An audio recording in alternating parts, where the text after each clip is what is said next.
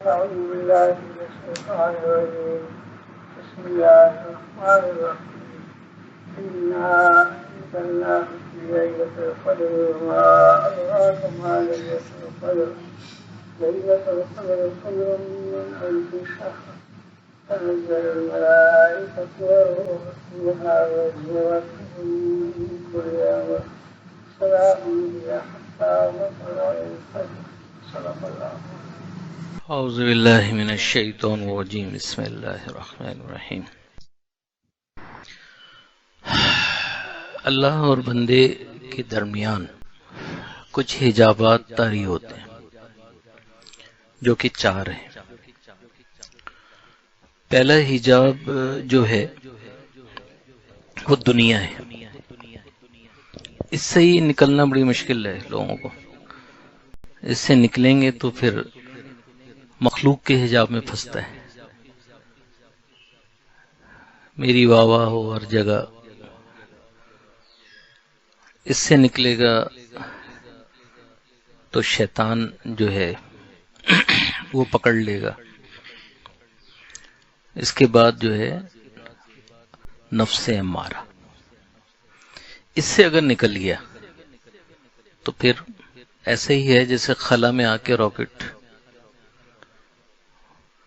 اللہ بسلطان بڑی قوت لگانی پڑتی ہے پھر نکلتا ہے.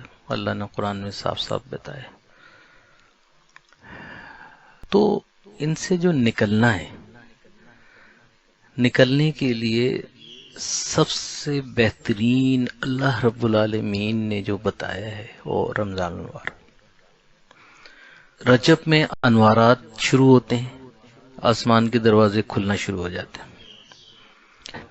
بزرگ کیا کہہ رہے ہیں، ان کے مکتوب کیا کہہ رہے ہیں، قرآن کیا کہہ رہا ہے، حدیث کیا کہہ رہی ہے، بزرگوں کے کلام کیا کہہ رہے ہیں اور ہم کیا کر رہے ہیں.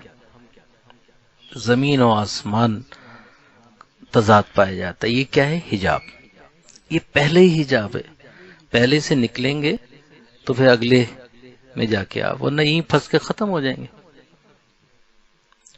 تو اصل بات ہے کہ آپ ترقی کر کے پہلے آئیں اوپر. تو حجابات جو ہیں یہ پکڑ لیتے ہیں نفس و شیطان. اس سے نکلنا ہی 4 حجابات سے نکل کے ہی جب نفس امارہ سے آزادی ملتی ہے تو پھر ترقی ہے. اصل قرب الہی. میرے بزرگوں، حضرت مجدد الفسانی رحمۃ اللہ علیہ کے مکتوبات کے بارے میں آپ خود فرماتے ہیں کہ ہمارا کلام اشارات و رموز و بشارات و خزائن پر مشتمل ہے.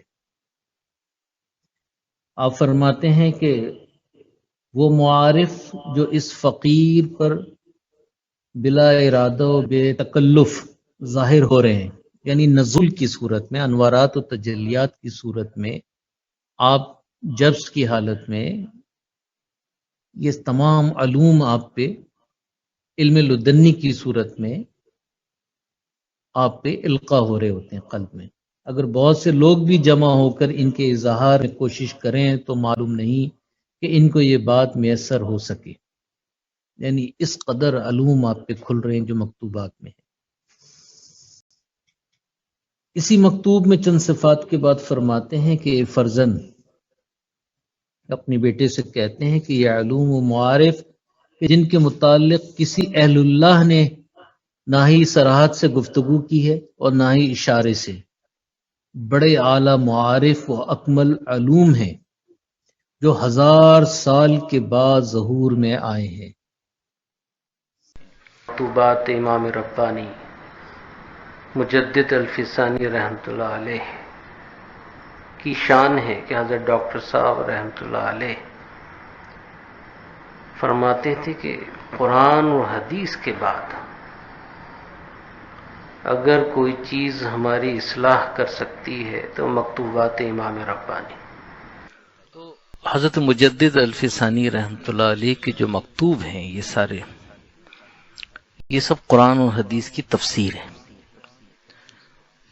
آپ کا مقام ایسا تھا کہ آپ کے دور میں گمراہی کا عجیب عالم تھا. اکبر بادشاہ کے دربار میں لوگ جمع ہوتے تھے. ہندو بھی آ کے بیٹھا ہوا ہے، جوگی بھی بیٹھا ہوا ہے، سب کو جمع کیا تھا اس نے۔ حضرت مجدد الفسانی رحمۃ اللہ علیہ نے بادشاہ پہ کام کیا تنے تنا، تو اپنی توجہ سے اسیر کیا اس کو، حتیٰ کہ آپ گئے اور اس نے آپ کو قید کر دیا، سارے آپ کے دربار میں جتنے ملحد بیٹھے ہوئے تھے، حتیٰ کہ اس پہ وہ اثر ڈالا تھا کہ سورج کی پوجا کرنے لگے تھے لوگ، ہندو رانیوں سے شادیاں ہونے لگی تھی، محمد اور احمد جیسے نام رکھنا ممنوع قرار دے دیا۔ کس چکروں میں؟ عورتوں کے، یہ حنوت نصارہ۔ ہم کیا کر رہے ہیں؟ کیا کر رہے ہیں؟ جس طرف چلے جائیں گمراہی گمراہی گمراہی گمراہی جائے۔ اپنے اندر ہے قوت، طاقت، اتنی صفائی نفس ہو کہ آپ پہ سب ہو جائے۔ ہم نے دیکھا ہمارے حضرت ڈاکٹر صاحب رہتا جو بزرگان دین کا طریقہ ہے، کوئی آتا تھا، اثرات والے بتا رہا ہوں، کراچی سے چلے اس نیت سے کہ حضرت ڈاکٹر صاحب سے دم کرائیں گے، راستے ہی سے چیزیں بھاگ جاتی تھیں، کسی عمل کی ضرورت ہی نہیں۔ وہاں پہنچے اور کبھی یہ ہوتا تھا کوئی ہے، ارے بیٹا کچھ بھی نہیں ہے، ارے بیٹا کچھ بھی نہیں ہے، کس نے کہہ دیا؟ یوں جو کیا نا، غائب بھی کر دیا اور بتاتے بھی نہیں تھے۔ میں نہیں، انا نہیں، میں یہ کر دوں گا، میں وہ کر دوں گا، میں یہ کر دوں۔ کیا ہے یہ؟ اس کو کہتے ہیں نفسانیت، دنیا پرستی۔ تو یاد رکھیں کہ قرب کا راستہ، اللہ کے مقرب بندے کا جو راستہ ہے، وہ راستہ یہ ہے جو قرآن اور حدیث کا راستہ۔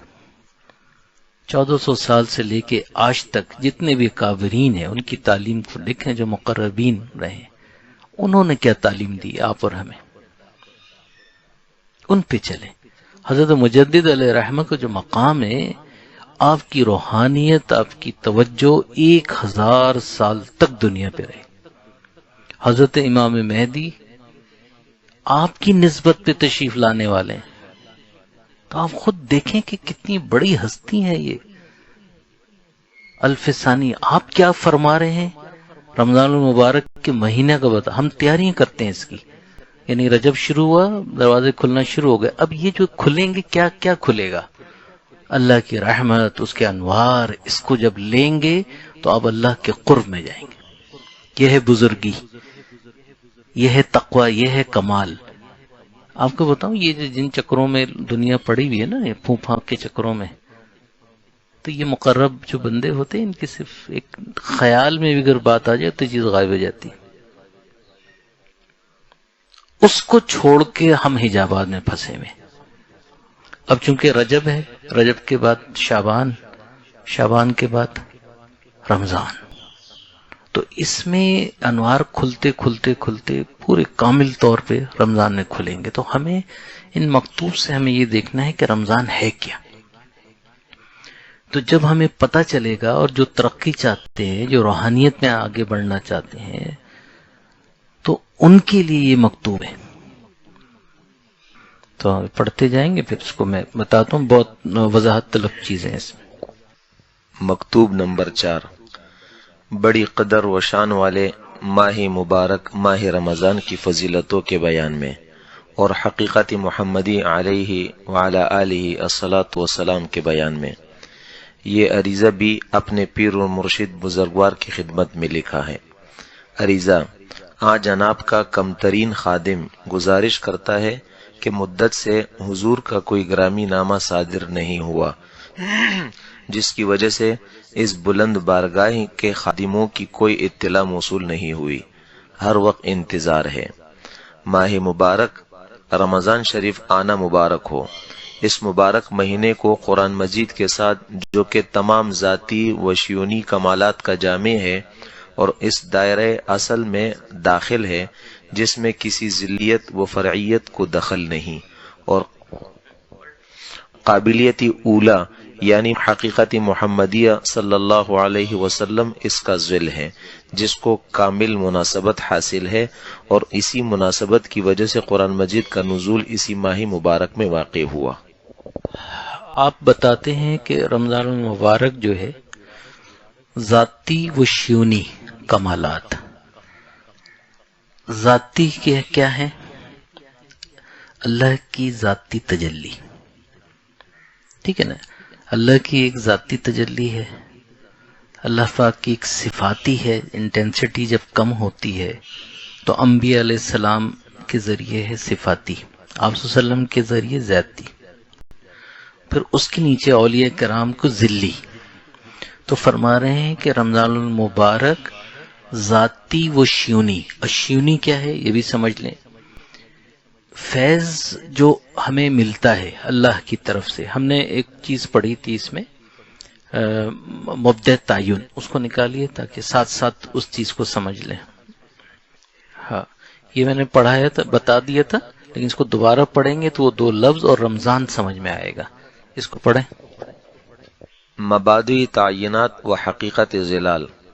مبدأ فیاض ذات حق کو کہتے ہیں، کیونکہ کائنات کی ہر چیز کو اسی ذات سے فیض پہنچتا ہے اور ہر چیز کی ابتدا اور انتہا اسی کی طرف لوٹتی ہے۔ مبدأ تعین فیض کی مختلف صورتوں اور قسموں کے اعتبار سے اللہ تعالیٰ کو مختلف صفتوں اور ناموں سے بیان کیا اور پکارا جاتا ہے۔ ان میں سے ہر نام اور ہر صفت کو کسی نہ کسی مخلوق سے خاص مناسبت ہے، اور وہ مخلوق اسی کے فیض سے دوسرے اسماء و صفات کا فیض اخذ کرتی ہے، پس یہی اس مخلوق کا مبدأ تعین ہے۔ بات دراصل یہ ہے کہ وہ فیض جو حق تعالیٰ کی طرف سے پہنچتا ہے دو قسم کا ہوتا ہے۔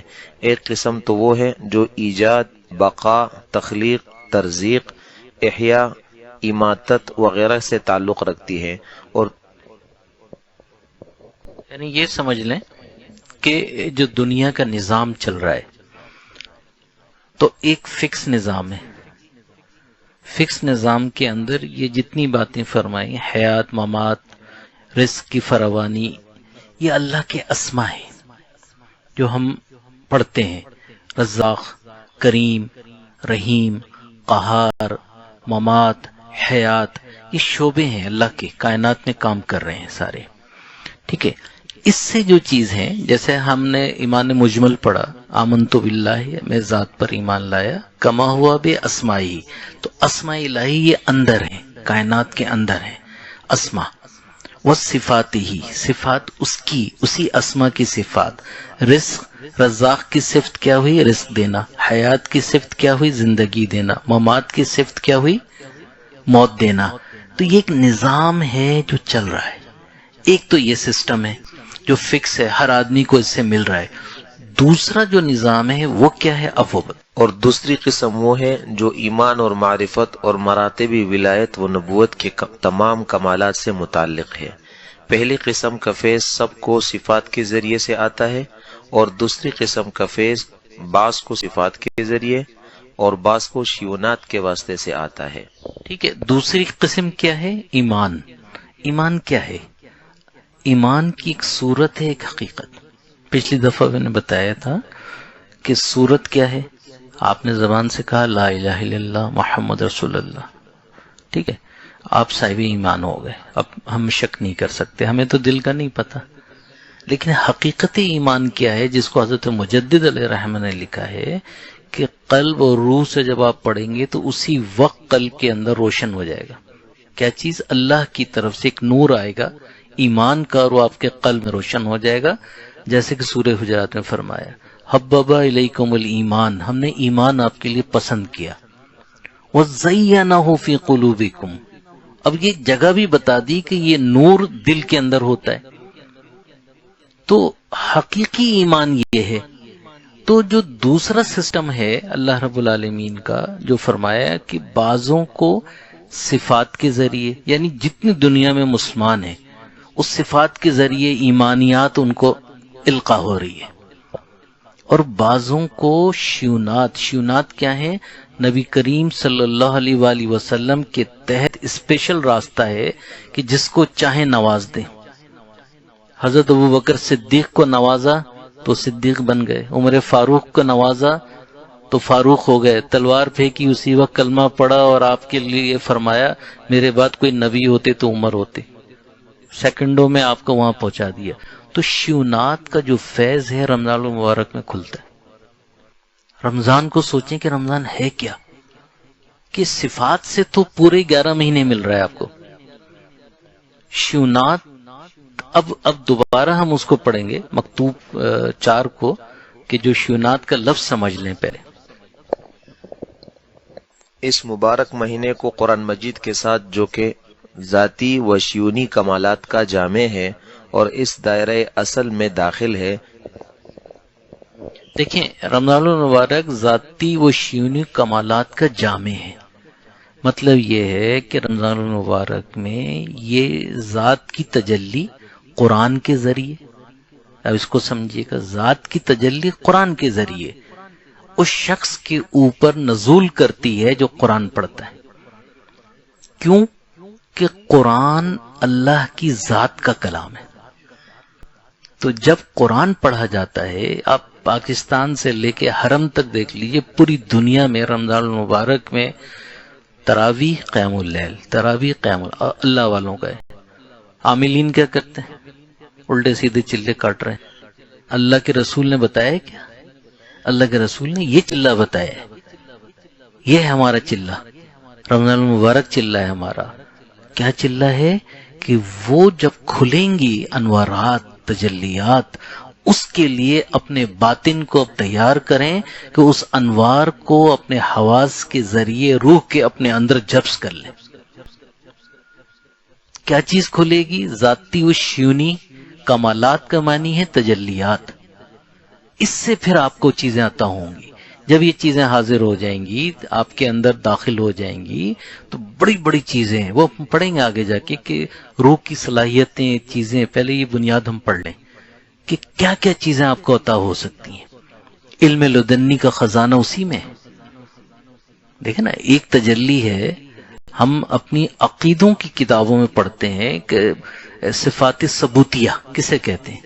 اسی کو کہتے ہیں کہ ایک تجلی کے اندر 8 چیزیں ہوتی ہیں: حیات، علم، ارادہ، قدرت، سمع، بصر، تکوین. یعنی ایک نور جو ہے اس کے اندر یہ 8 چیزیں ہیں. حیات، علم، تو وہاں سے علم آ رہا ہے. علم سب اللہ کا ہے، بندہ کچھ نہیں ہے. جس کو دے دیا وہ بن گیا، جس سے لے لیا ختم ہو گیا. سب اللہ کی طرف سے ہے. تو تصوف یا کوئی بھی چیز ہو، سب کا مقصد یہ ہے ہم اللہ تک پہنچیں، نہ کہ اللہ سے دور ہو جائیں، نہ کہ ہمیں شیطان ڈس لے راستے میں. تو رمضان وہ مہینہ آ رہا ہے کہ اس کو جب جانیں گے، سمجھیں گے، اس کی تیاری کریں گے آپ، تو آپ کو پتہ چلے گا کہ رمضان مبارک ہے کیا. ٹھیک ہے. تو ابھی ہم نے دیکھا ذاتی و شیونی کمالات کا جامع ہے قرآن کی وجہ سے. اس لیے کہ اس میں خوب قرآن پڑھنا ہے ہمیں. جب قرآن پڑھا جائے، تراویح میں پڑھا جائے یا قیام اللیل آپ لوگ کریں، اس میں جب پڑھیں گے تو جن کے اسباق ہوں گے ان کے ذاتی تجلی کا ورود شروع ہو جائے گا. وہ اپنے اندر جبس کرتے چلے ہیں، لیکن تیاری کرنی ہوتی ہے اس کی. ممکن ہے کہ کچھ کو ابھی ہو، کچھ کو سالوں کے بعد ہو، لیکن یہ بڑے کرنے کے بعد پھر یہ چیزیں ہوتی کیا فوراً ذات کے قرب میں لے کے چلی جاتی. جو کام آپ صدیوں میں نہیں کر سکتے، سیکنڈوں میں اللہ پاک نواز دیتا ہے اس رمضان میں. اس مبارک مہینے کو قرآن مجید کے ساتھ جو کہ تمام ذاتی و شیونی کمالات کا جامع ہے اور اس دائرہ اصل میں داخل ہے جس میں کسی ذلیت و فرعیت کو دخل نہیں ہے، اور قابلیت اولا یعنی حقیقت محمدیہ صلی اللہ علیہ وسلم اس کا ذل ہے، جس کو قابلیت اولا حقیقت محمدی صلی اللہ علیہ وسلم. اس پہ گفتگو ہم کسی اور، اس میں ایک مکتوب ہے 100 نمبر، وہ پڑھیں گے، ابھی نہیں، بعد میں. صرف تھوڑا سا یہ بتا دوں کہ ایک نبی پاک صلی اللہ علیہ وسلم کی صورت ایک حقیقت ہے. جو آپ کا نور ہے، جو آپ کی حقیقت ہے، وہ اس کا ذل ہے، یعنی اسی مقام پر ہے. تو فرمایا کہ ان کے تحت ہیں ساری چیزیں، ان کی شریعت کے تحت. جیسے جیسے آپ شریعت میں داخل ہوتے ہیں نا، شریعت کے 7 درجے اس میں داخل ہوتے جاتے ہیں، تو آپ ذل سے نکلتے ہوئے کہاں چلے جاتے ہیں؟ ان کے صدقے میں اللہ کی ذاتی قرب میں چلے جاتے ہیں. تو اس کو ہم موضوع کو بعد میں دیکھیں گے. جس کو کامل مناسبت حاصل ہے، اور اسی مناسبت کی وجہ سے قرآن مجید کا نزول اسی ماہ مبارک میں واقع ہوا ہے. آیت کریمہ شہر رمضان الذی انزل فیہ القرآن، رمضان المبارک وہ مہینہ ہے جس میں قرآن مجید نازل ہوا، میں اسی بات کا بیان ہے، اور اسی مناسبت کی وجہ سے یہ مہینہ بھی تمام بھلائیوں اور برکتوں کا جامع ہے، جو برکت اور بھلائی تمام سال میں جس کسی شخص کو اور جس راستے سے بھی پہنچتی ہے، وہ اس عظیم الشان ماہ مبارک کی برکتوں کے بے پایا سمندر کا ایک قطرہ ہے۔ اب اس بات کو سمجھیں کہ بہت بڑی بات فرما دی ہے کہ رمضان المبارک میں شیطان بند ہوتا ہے، ایک بار آسمان کے تمام دروازے کھول دیے جاتے ہیں، رجب سے شروع ہوئے کھلنا، شعبان میں مزید کھلے، اور رمضان جیسے ہی چاند ہوتا ہے تمام رحمتوں کے دروازے سب کھول دیے جاتے ہیں، مغفرت عام ہو جاتی ہے۔ اب اس سے جو نزول ہے، جو سمندر ہے، میں اس کے ایک لفظ ادا کرتا ہوں، کلاؤڈ برسٹ ہوتا ہے نا، جیسے کلاؤڈ برسٹ پورا علاقہ بہہ گیا، تو اللہ پاک اس قدر خوش ہوتا ہے رمضان المبارک میں کہ کلاؤڈ برسٹ سارے کھول دیتا ہے، لو لوٹو، ہے کوئی جس کی میں مغفرت کروں؟ تو عام دنوں میں روزانہ اللہ پکارتے ہیں، آسمانی دنیا پہ تشریف لاتے ہیں، ہے کوئی جس کی میں حاجت پوری کروں، جس کی میں مغفرت کروں؟ پکار ہوتی ہے، اولیاء اللہ سنتے ہیں اس پکار کو، جن کے حواس کھلے ہوئے ہوتے ہیں، باقاعدہ پکار کی آواز آتی ہے انہیں۔ تو یہ رمضان میں 24 گھنٹے، رمضان میں نہیں ہے کہ کوئی مخصوص، عام دنوں میں تو ٹائم ہے، جمعے کی نماز کے بعد قبولیت کا وقت ہے، جمعے کے دن جو ہے مغرب سے قبل قبولیت کا وقت ہے، تہجد کا وقت قبولیت کا ہے، پکار کے وقت چونکہ اللہ پکار رہا ہے اور اس وقت کوئی بات رد نہیں ہوتی، یاد رکھیے گا۔ ایک تو یہ ہے کہ آپ اپنے وظیفوں کے ذریعے اللہ کو راضی کرنے چلیں، اس نکات کو سمجھیے گا۔ آپ نے وظیفے کیوں پڑھتے ہیں؟ جی میرا فلاں کام ہو جائے، سیدھی سی بات ہے نا۔ اور ایک اللہ آسمانی دنیا پہ نزول فرماتا ہے اور کہتا ہے کوئی مانگنے والا، دعا کا وقت ہے کوئی مجھ سے مانگنے والا؟ تو اولیاء اللہ اٹھتے اور اس وقت اللہ کی روبرو نماز تہجد پڑھنے کے بعد ہاتھ پھیلا کے اپنی جبیں لگا لیتے ہیں زمین سے، رو رو کے اللہ سے مانگتے، رو رو کے اللہ سے مانگتے۔ عام دنوں میں بھی قیمتی ہے اور رمضان میں تو ہرگز ضائع نہ کریں۔ پھر کیا کرنا ہے؟ اب اللہ سے معافی، پھر شکر ادا کریں، پھر اپنی حاجت رکھ دیجیے۔ اور وہ وقت کیا ہے کہ جب رب خود پوچھ رہا ہے آپ سے، ہے کوئی جس کی میں حاجت پوری کروں؟ اور رمضان میں 24 گھنٹے یہ چیزیں کھلی ہوئی ہیں۔ تو آپ فرما رہے ہیں کہ رمضان المبارک میں جو بے پایا سمندر سے جس کو جہاں کہیں سے جو نعمت عطا ہوتی ہے، تو اس نعمت، اس رحمت کا ایک قطرہ، یعنی اب سمندر کا ایک قطرہ 11 مہینے میں تقسیم ہوتا ہے۔ یہ فرمایا آپ نے کہ یہ سمندر جو ہے اس کا ایک قطرہ 11 مہینے، اور رمضان کیا ہے؟ پورا سمندر۔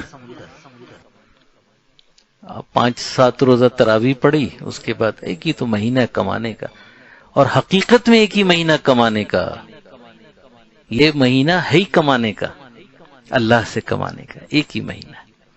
منع نہیں ہے، آپ کاروبار بھی کریں، دن میں کریں، سب کچھ کریں، لیکن یہ نعمت جو کہ اربوں خربوں روپے بھی خرچ کر کے اب ایک نور، ایک تجلی اللہ کی مغفرت کی نہیں لے سکتے، جو کہ اس وقت تقسیم ہو رہی ہے آپ کو۔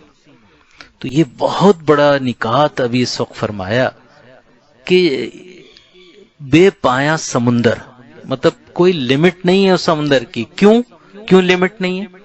کہ اللہ لامحدود ہے، اس کی رحمت لامحدود، اللہ لامحدود ہے، اس کی رحمت لامحدود ہے، وہ برستی ہے رمضان المبارک کا جیسے چاند ہوتا ہے۔ اب اس کے لیے ہمارا باطن، ہماری روح تیار تو ہو اس کو جبس کرنے کے لیے، اور ہماری روح کے اندر صلاحیت کیا ہے؟ حدیث شریف میں آتا ہے کہ زمین و آسمان مجھے سما نہیں سکتے، بندے مومن کا قلب مجھے سماتا ہے۔ یہ ہے آپ کی روح کی استطاعت، صلاحیت، یہ اس میں بتایا گیا ہے۔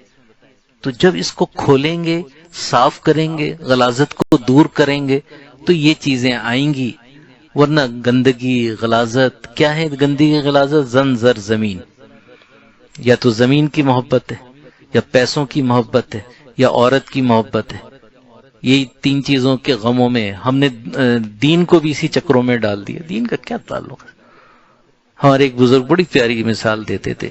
آپ گائے خریدنے جاتے ہیں نا، آپ گوبر تھوڑی دیکھتے ہیں، آپ کہتے ہیں یہ دودھ کتنا دیتی ہے، ایک 10 کلو دیتی ہے، ایک 20 کلو والی اعلیٰ. فرمائے لے کے آ جائیے، گوبر تو خود آپ کے گھر میں آئے گا، دنیا تو خود قدموں میں آئے گی. کبھی آپ صلی اللہ علیہ وسلم نے، کسی صحابی نے پہلے دنیا کو دیکھا؟ نہیں، دین کو دیکھا. ان کے صدقے میں ہر چیز خود آ جائے گی. تو یہ فرمایا ہے کہ اس میں جس کو جہاں کہیں سے جو رحمت ہے اس کا ایک قطرہ 11 مہینے میں تقسیم ہوتا ہے، تو رمضان ہے کیا؟ اور اس ماہ مبارک میں دل جمعی کا حاصل ہونا تمام سال کی جمعیت کا حاصل ہونے کا سبب ہے. دیکھیں، دل جمعی کہتے ہیں یکسوئی، کسی بھی عمل میں یکسوئی کا آنا. ذکر میں نہیں ہوتا، کسی سے مراقبہ نہیں ہوتا، اور نماز میں کسی میں دل نہیں لگتا، نوافل میں دل نہیں لگتا، قرآن پڑھنے میں دل نہیں لگتا. تو لگ کے 30 دن یہ کام کر لیجئے جو بھی شریعت کے کام ہیں. تو فرمایا کہ دل جمعی حاصل ہو گئی، پورا سال اس کو یہ نعمت حاصل رہے گی، پورا سال. اور اگر رمضان میں بھی خرافات میں مبتلا رہے اور تفرقہ دل کا رہا، تفرقہ کہتے ہیں دل کی یکسوئی کا ختم ہونا. وہ کب ہوتی ہے؟ جب ہم حلال و حرام کی تمیز نہیں کرتے کھانے پینوں میں، تو دل کے اندر پھر فساد برپا ہوتا ہے. جب فساد برپا ہوتا ہے تو کیا ہوگا کہ دل ادھر ادھر ہوگا. ہم نے تو ایسے لوگوں کو دیکھا ہے کہ روزے بھی نہیں رکھتے اور باتھ روموں میں جا کے کھانا کھاتے. تعویل کیا ہے؟ مجھے شوگر ہے تو مجھے فلاں ہے، مجھے فلاں ہے. یہ بیماریاں تو ہم نے پالی ہوئی ہیں نا، یہ تو کچھ بھی نہیں ہے. نفسانی ہوس کی وجہ سے بیماریاں پیدا ہوتی ہیں. جو ہم نفسانی ہوس میں ہیں، شریعت کے خلاف جو ہم کھاتے پیتے ہیں، اس سے بیماری ہے. اتنے بیمار ہو گئے نفسانی ہوس کے اندر. تو یہ یاد رکھیں، یکسوئی لگ کے کر لیجئے، پورا سال آپ کو نعمت حاصل ہوگی. تفرقے میں رہیں گے 30 دن، پورا سال آپ کا ویسے ہی گزرے گا تفرقے میں اور انتشار میں رہیں گے. تو قدر کس کی؟ رمضان المبارک کی، اور ان کے احکام آ رہے ہیں بھی آگے. اور اس ماہ مبارک کا تفرقہ یعنی انتشار اور پراپگندی تمام سال کے تفرقے کا سبب ہے. پس اس شخص کے لیے خوشخبری ہے جس پر یہ مہینہ اس حالت میں گزر گیا کہ وہ اس سے راضی اور خوش ہوا، اور اس شخص کے لیے ہلاکت ہے جس پر یہ مہینہ ناراض ہوا. آپ نے فرمایا ہلاکت ہے اس شخص کی. اندازہ کریں کہ رمضان پا کے بھی ہم اللہ کا قرب حاصل نہ کریں. اللہ نے قرآن میں آگے آخر میں کیا بات فرمائی؟ یہ روزے ہم نے تم پر فرض کیے جیسے کہ پچھلی امتوں پہ فرض کیے. آگے کیا فرمایا؟ مقصود کیا فرمایا؟ لعلکم تتقون. متقی کسے کہتے ہیں؟ جو کہ حلال و حرام کی تمیز کرتا ہو، گناہوں کو سمجھتا ہو، رذائل کو چھوڑتا ہو، اخلاق حمیدہ اس کے اندر آ جائیں. جب نہیں کریں گے تو اس کا مطلب ہم نے رمضان کی اصل روح کو حاصل نہیں کیا. اور وہ شخص اس ماہ مبارک کے خیرات اور برکات سے محروم رہا. اور ہو سکتا ہے کہ قرآن مجید کا ختم کرنا اس ماہ مبارک میں اسی لیے سنت ہوا ہو تاکہ تمام اصلی کمالات اور ذلی برکات حاصل ہو جائے. پس جس نے ان دونوں یعنی کمالات اصلی و برکات ذلی کو جمع کیا، امید ہے کہ وہ اس ماہ مبارک کی برکتوں اور نیکیوں سے محروم نہیں رہے گا. کمالات اصلی اور کمالات ذلی، یہ ہے دو سمجھنے کی چیز. کمالات اصلی کہتے ہیں قرآن کے نور کو. قرآن کا نور کس کا ہے؟ اللہ کی ذات کا کلام. جب قرآن پڑھا جاتا ہے تو اللہ کی ذاتی تجلی اس رمضان المبارک میں نزول کرتی ہے. اب اس کو اگر اہل ہیں تو ہم لیں گے، نہیں اہل ہیں تو وہ ہمارے سے گزر کے زمین میں جرز ہو جائے گی. اور ذلی کمالات، رمضان المبارک میں دروازے کھل گئے، ذلی نور آ رہا ہے، مغفرت کا آ رہا ہے، سب آ رہا ہے. جو آسمان حدیث شریف میں آتا ہے نا، آسمان کے دروازے کھول دیے جاتے ہیں، مغفرت، یہ ساری چیزیں، یہ سب ذل ہیں. اور اصل کیا ہے؟ ذات کی تجلی، جو بزرگوں نے لکھا ہے ذاتی. تو یہ دونوں کا نزول ہوتا ہے. جب نزول ہوتا ہے تو یہ بزرگان دین اپنے اندر لیتے ہیں اس حدیث کے تحت کہ زمین و آسماں مجھے سما نہیں سکتے. سما مطلب اپنے اندر جبز کرنا، جو تصوف میں جبز ہے وہ یہی ہے، توجہ اس کو نکالنا.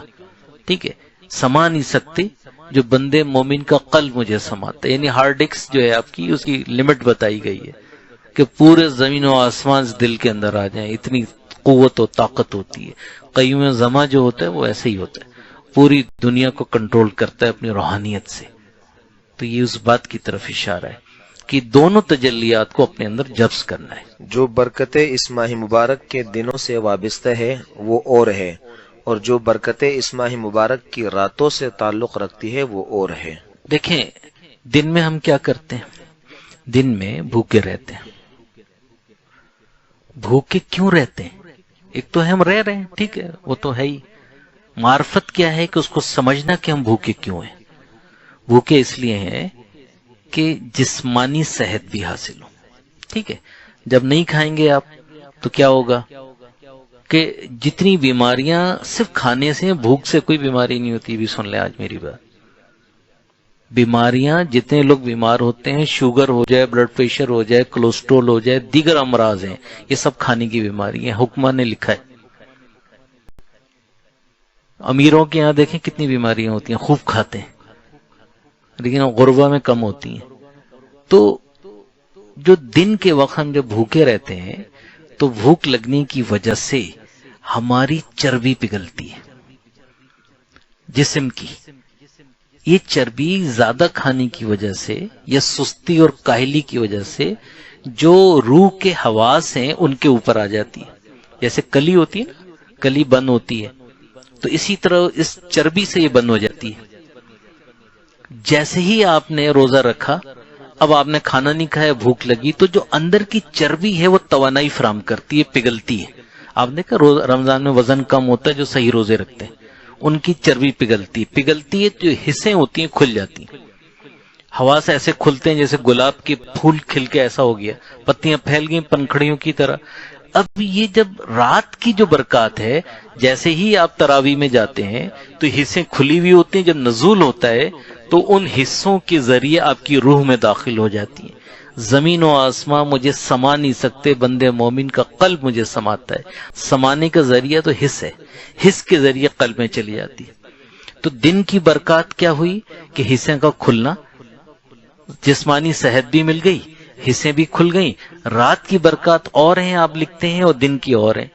دن میں حصے کھلتی ہیں اور رات کو آپ اس کو جبز کرتے ہیں. اور ہو سکتا ہے کہ روزے کے افطار میں جلدی کرنا اور سحری کھانے میں تاخیر کرنا افضل اور اولا ہونے کا حکم اسی حکمت کی وجہ سے ہو، تاکہ دونوں وقتوں کے اجزاء کے درمیان پوری طرح امتیاز حاصل ہو جائے.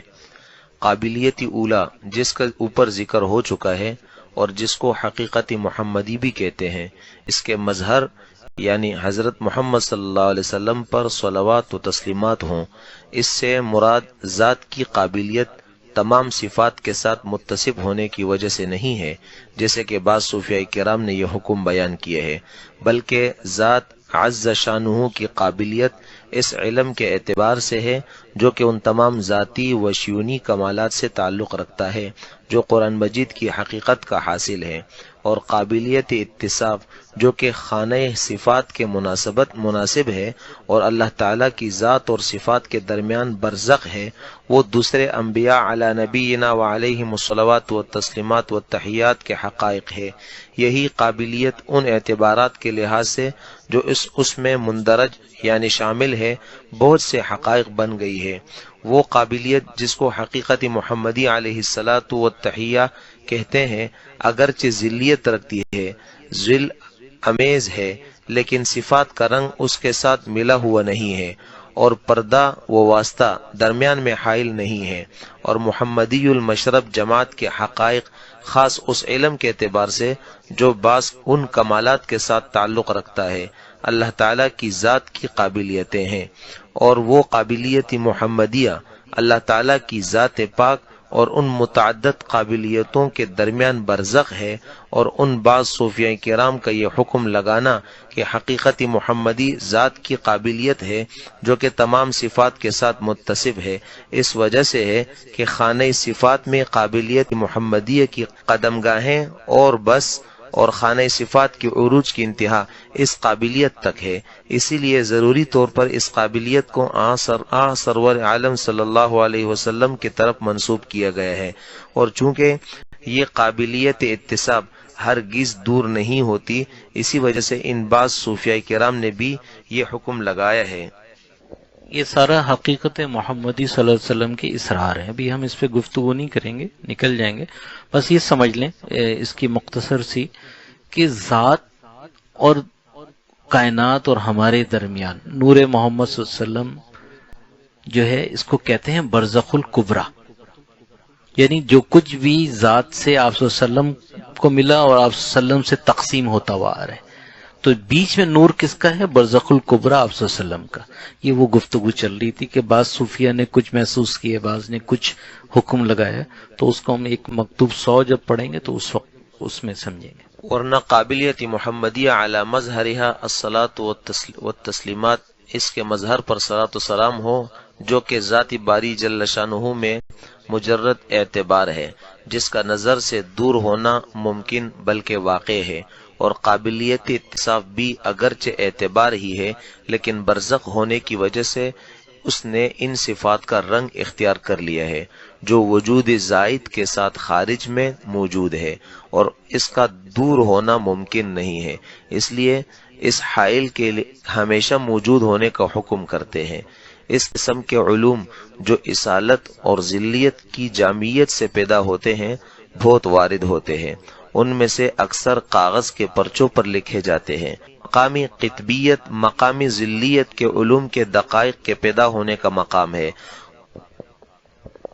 اس کا مختصر ایسے سمجھ لیں، ہم اوپر ایک سولر پینل لگا دیں بہت بڑا، ٹھیک ہے، جتنی بھی سورج کی ان لمیٹڈ روشنی ہے پینل پہ آئے گی، ٹھیک ہے، ان لمیٹڈ سولر سے سب آ رہی ہے، تو وہاں سے اگر ہم دیکھیں گے تو کیا چیز ہے؟ ان لمیٹڈ۔ تو جو آپ صلی اللہ علیہ وسلم کی ذات نے روکا ہوا ہے نور نے اس تجلی کو، جیسے پینل نے روکا ہوا ہے سمجھنے کے لیے نا، تو اس جہت سے دیکھتے ہیں تو ان صوفیوں کو یہ نظر آتا ہے کہ آپ ذات کی تمام چیزیں آپ ہی میں، لیکن جب نیچے سے آپ دیکھتے ہیں تو پینل نے لیا، بیٹری میں ڈالا، بیٹری سے 220 دیا، تو آپ کو محدودیت نظر آتی ہے۔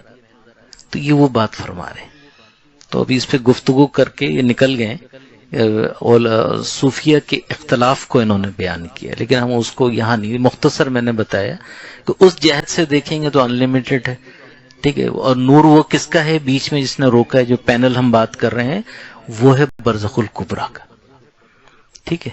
تو یہ ایک صرف سمجھ، اس پہ دیکھیں گے تو ذات سے ملا ہوا ہے، ادھر سے دیکھیں گے تو مخلوق کی طرف ہے۔ اور فردیت کا مرتبہ دائرہ اصل کی معرفتوں کے وارد ہونے کا ذریعہ ہے۔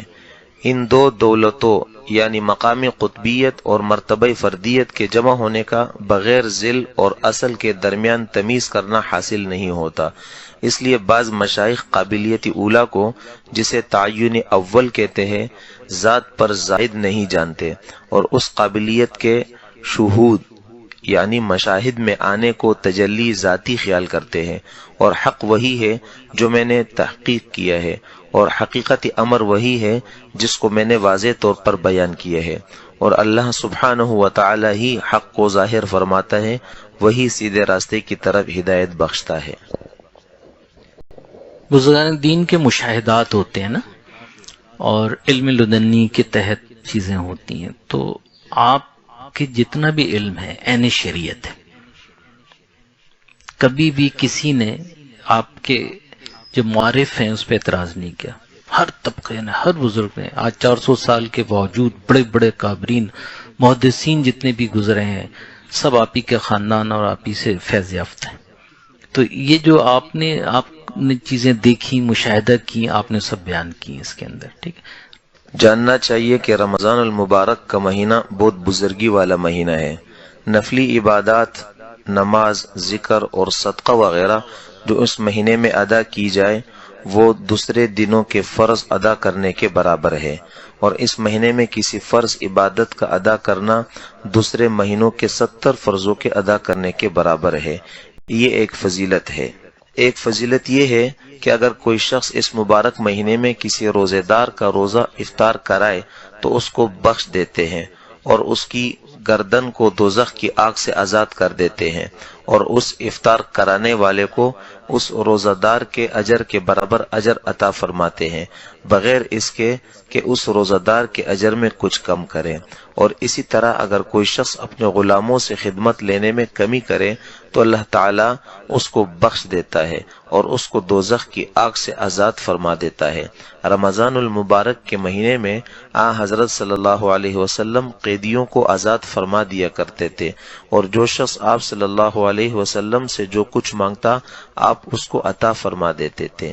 اگر کسی شخص کو اس ماہ مبارک میں خیرات اور اعمال صالحہ کی توفیق حاصل ہو جائے تو تمام سال اس کو ان اعمال کی توفیق شامل حال رہتی ہے۔ اگر کسی شخص کو اس ماہ مبارک میں خیرات اور اعمال صالحہ کی توفیق حاصل ہو جائے تو تمام سال اس کو ان اعمال کی توفیق شامل حال رہتی ہے۔ دیکھیں یہ بھی وہی ہے کہ 30 دن خیرات یعنی اللہ کی راہ میں روز کے حساب سے نکالیں، یعنی ایک انسان 10 روپے نکالتا ہے، کوئی بات نہیں 10 نکالے، آج کل پرسوں پورے 30 دن کا نکالے کہ یہ ایک ایک دن کا ہے، تو فرماتے ہیں کہ اگر پورے رمضان میں کرے گا تو پورے سال توفیق ہے صدقہ کرنے کی، ہر روز کرے گا وہ اعمال صالح یعنی کوئی نیک عمل جو اس سے چھٹ گیا ہے اور رمضان میں اس نے 30 دن لگ کے کر لیا، پورے سال اس کو توفیق رہے گی۔ بہت بڑی بشارت دی ہے آپ نے، یہ معارف ہیں بہت بڑے۔ تو صدقات بھی جو حسب توفیق ہے وہ نکال کے روز کے حساب سے نکال کے رکھیں اور اللہ کی راہ میں دیں۔ ویسے تو لوگ بہت نکالتے ہیں، گیپ آتا ہے، نہیں گیپ نہیں آنے دیں، اس میں روز کے حساب سے نکالیں گے پورے سال اللہ دے گا اور آپ تقسیم کریں گے۔ اور اگر کسی کا یہ مہینہ اعمال صالحہ سے پراگندی اور کوتاہی میں گزرا تو اس کا تمام سال پراگندی اور کوتاہی میں گزرتا ہے۔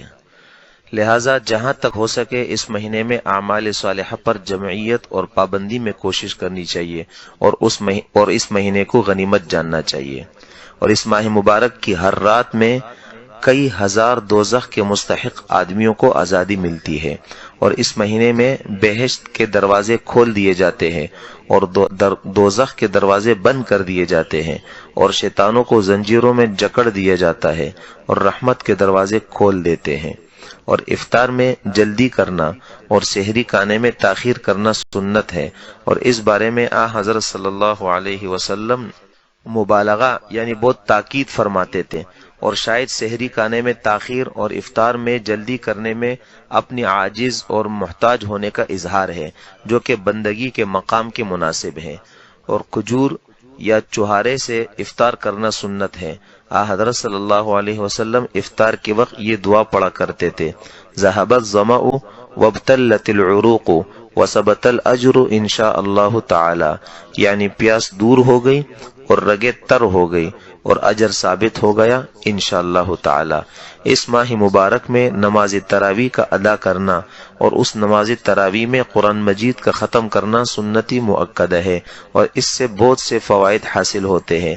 وفقنا اللہ سبحانہ بحرمت حبیبہ علیہ وعلی آلہ الصلاۃ والتسلیمات والتحیات۔ ماہ رمضان تمام خیرات اور برکات کا جامع ہے، اور ہر خیر و برکت جو بھی ہے وہ حضرت ذات تعالی و تقدس کی طرف سے فیض پہنچا رہی ہے، اور اس ذات کے شیونات کا نتیجہ ہے، کیونکہ جو شر و نقص بھی وجود میں آتا ہے اس کی ذات و صفات محدثانہ کی منشا سے ہے۔ ما اصابک من حسنۃ فمن اللہ وما اصابک من سیئۃ فمن نفسک، یعنی جو بلائی بھی تجھ کو پہنچتی ہے وہ اللہ کی طرف سے ہوتی ہے، اور جو بھی برائی تم کو پہنچتی ہے وہ تمہارے نفس کی طرف سے ہوتی ہے۔ نص قاطع ہے۔ بس اس ماہ مبارک کی تمام خیرات اور برکات ان کمالات ذاتیہ کا نتیجہ ہے جن کی جامع شان کلام ربانی ہے، اور قرآن مجید اس شان جامع کی تمام حقیقت کا حاصل ہے۔ لہذا اس ماہ مبارک کو قرآن مجید کے ساتھ مناسبت کلی حاصل ہے، کیونکہ قرآن مجید تمام کمالات کا جامع ہے، اور یہ مہینہ جامع جمیع خیرات یعنی تمام نیکیوں کا جامع ہے، جو کہ ان کمالات کے نتائج اور ثمرات ہے، اور یہی مناسبت اس ماہ مبارک میں قرآن مجید کے نزول کا باعث ہوئی۔ شہر رمضان الذی انزل فیہ القرآن، اور شب قدر جو اسی ماہ کا خلاصہ اور لب لباب ہے، وہ رات گویا اس کا مغز ہے، اور یہ مہینہ اس کی پوست کی مانند ہے۔ پس جو شخص اس مہینے کو جامعیت یعنی تمام فرائض کو بحسن و خوبی کے ساتھ گزارے گا، وہ اس کی تمام برکات اور خیرات سے مالا مال ضرور ہوگا۔ تمام سال جمعیت اور اطمینان سے گزرے گا، اور خیرات اور برکات سے بہرور ہوتا رہے گا۔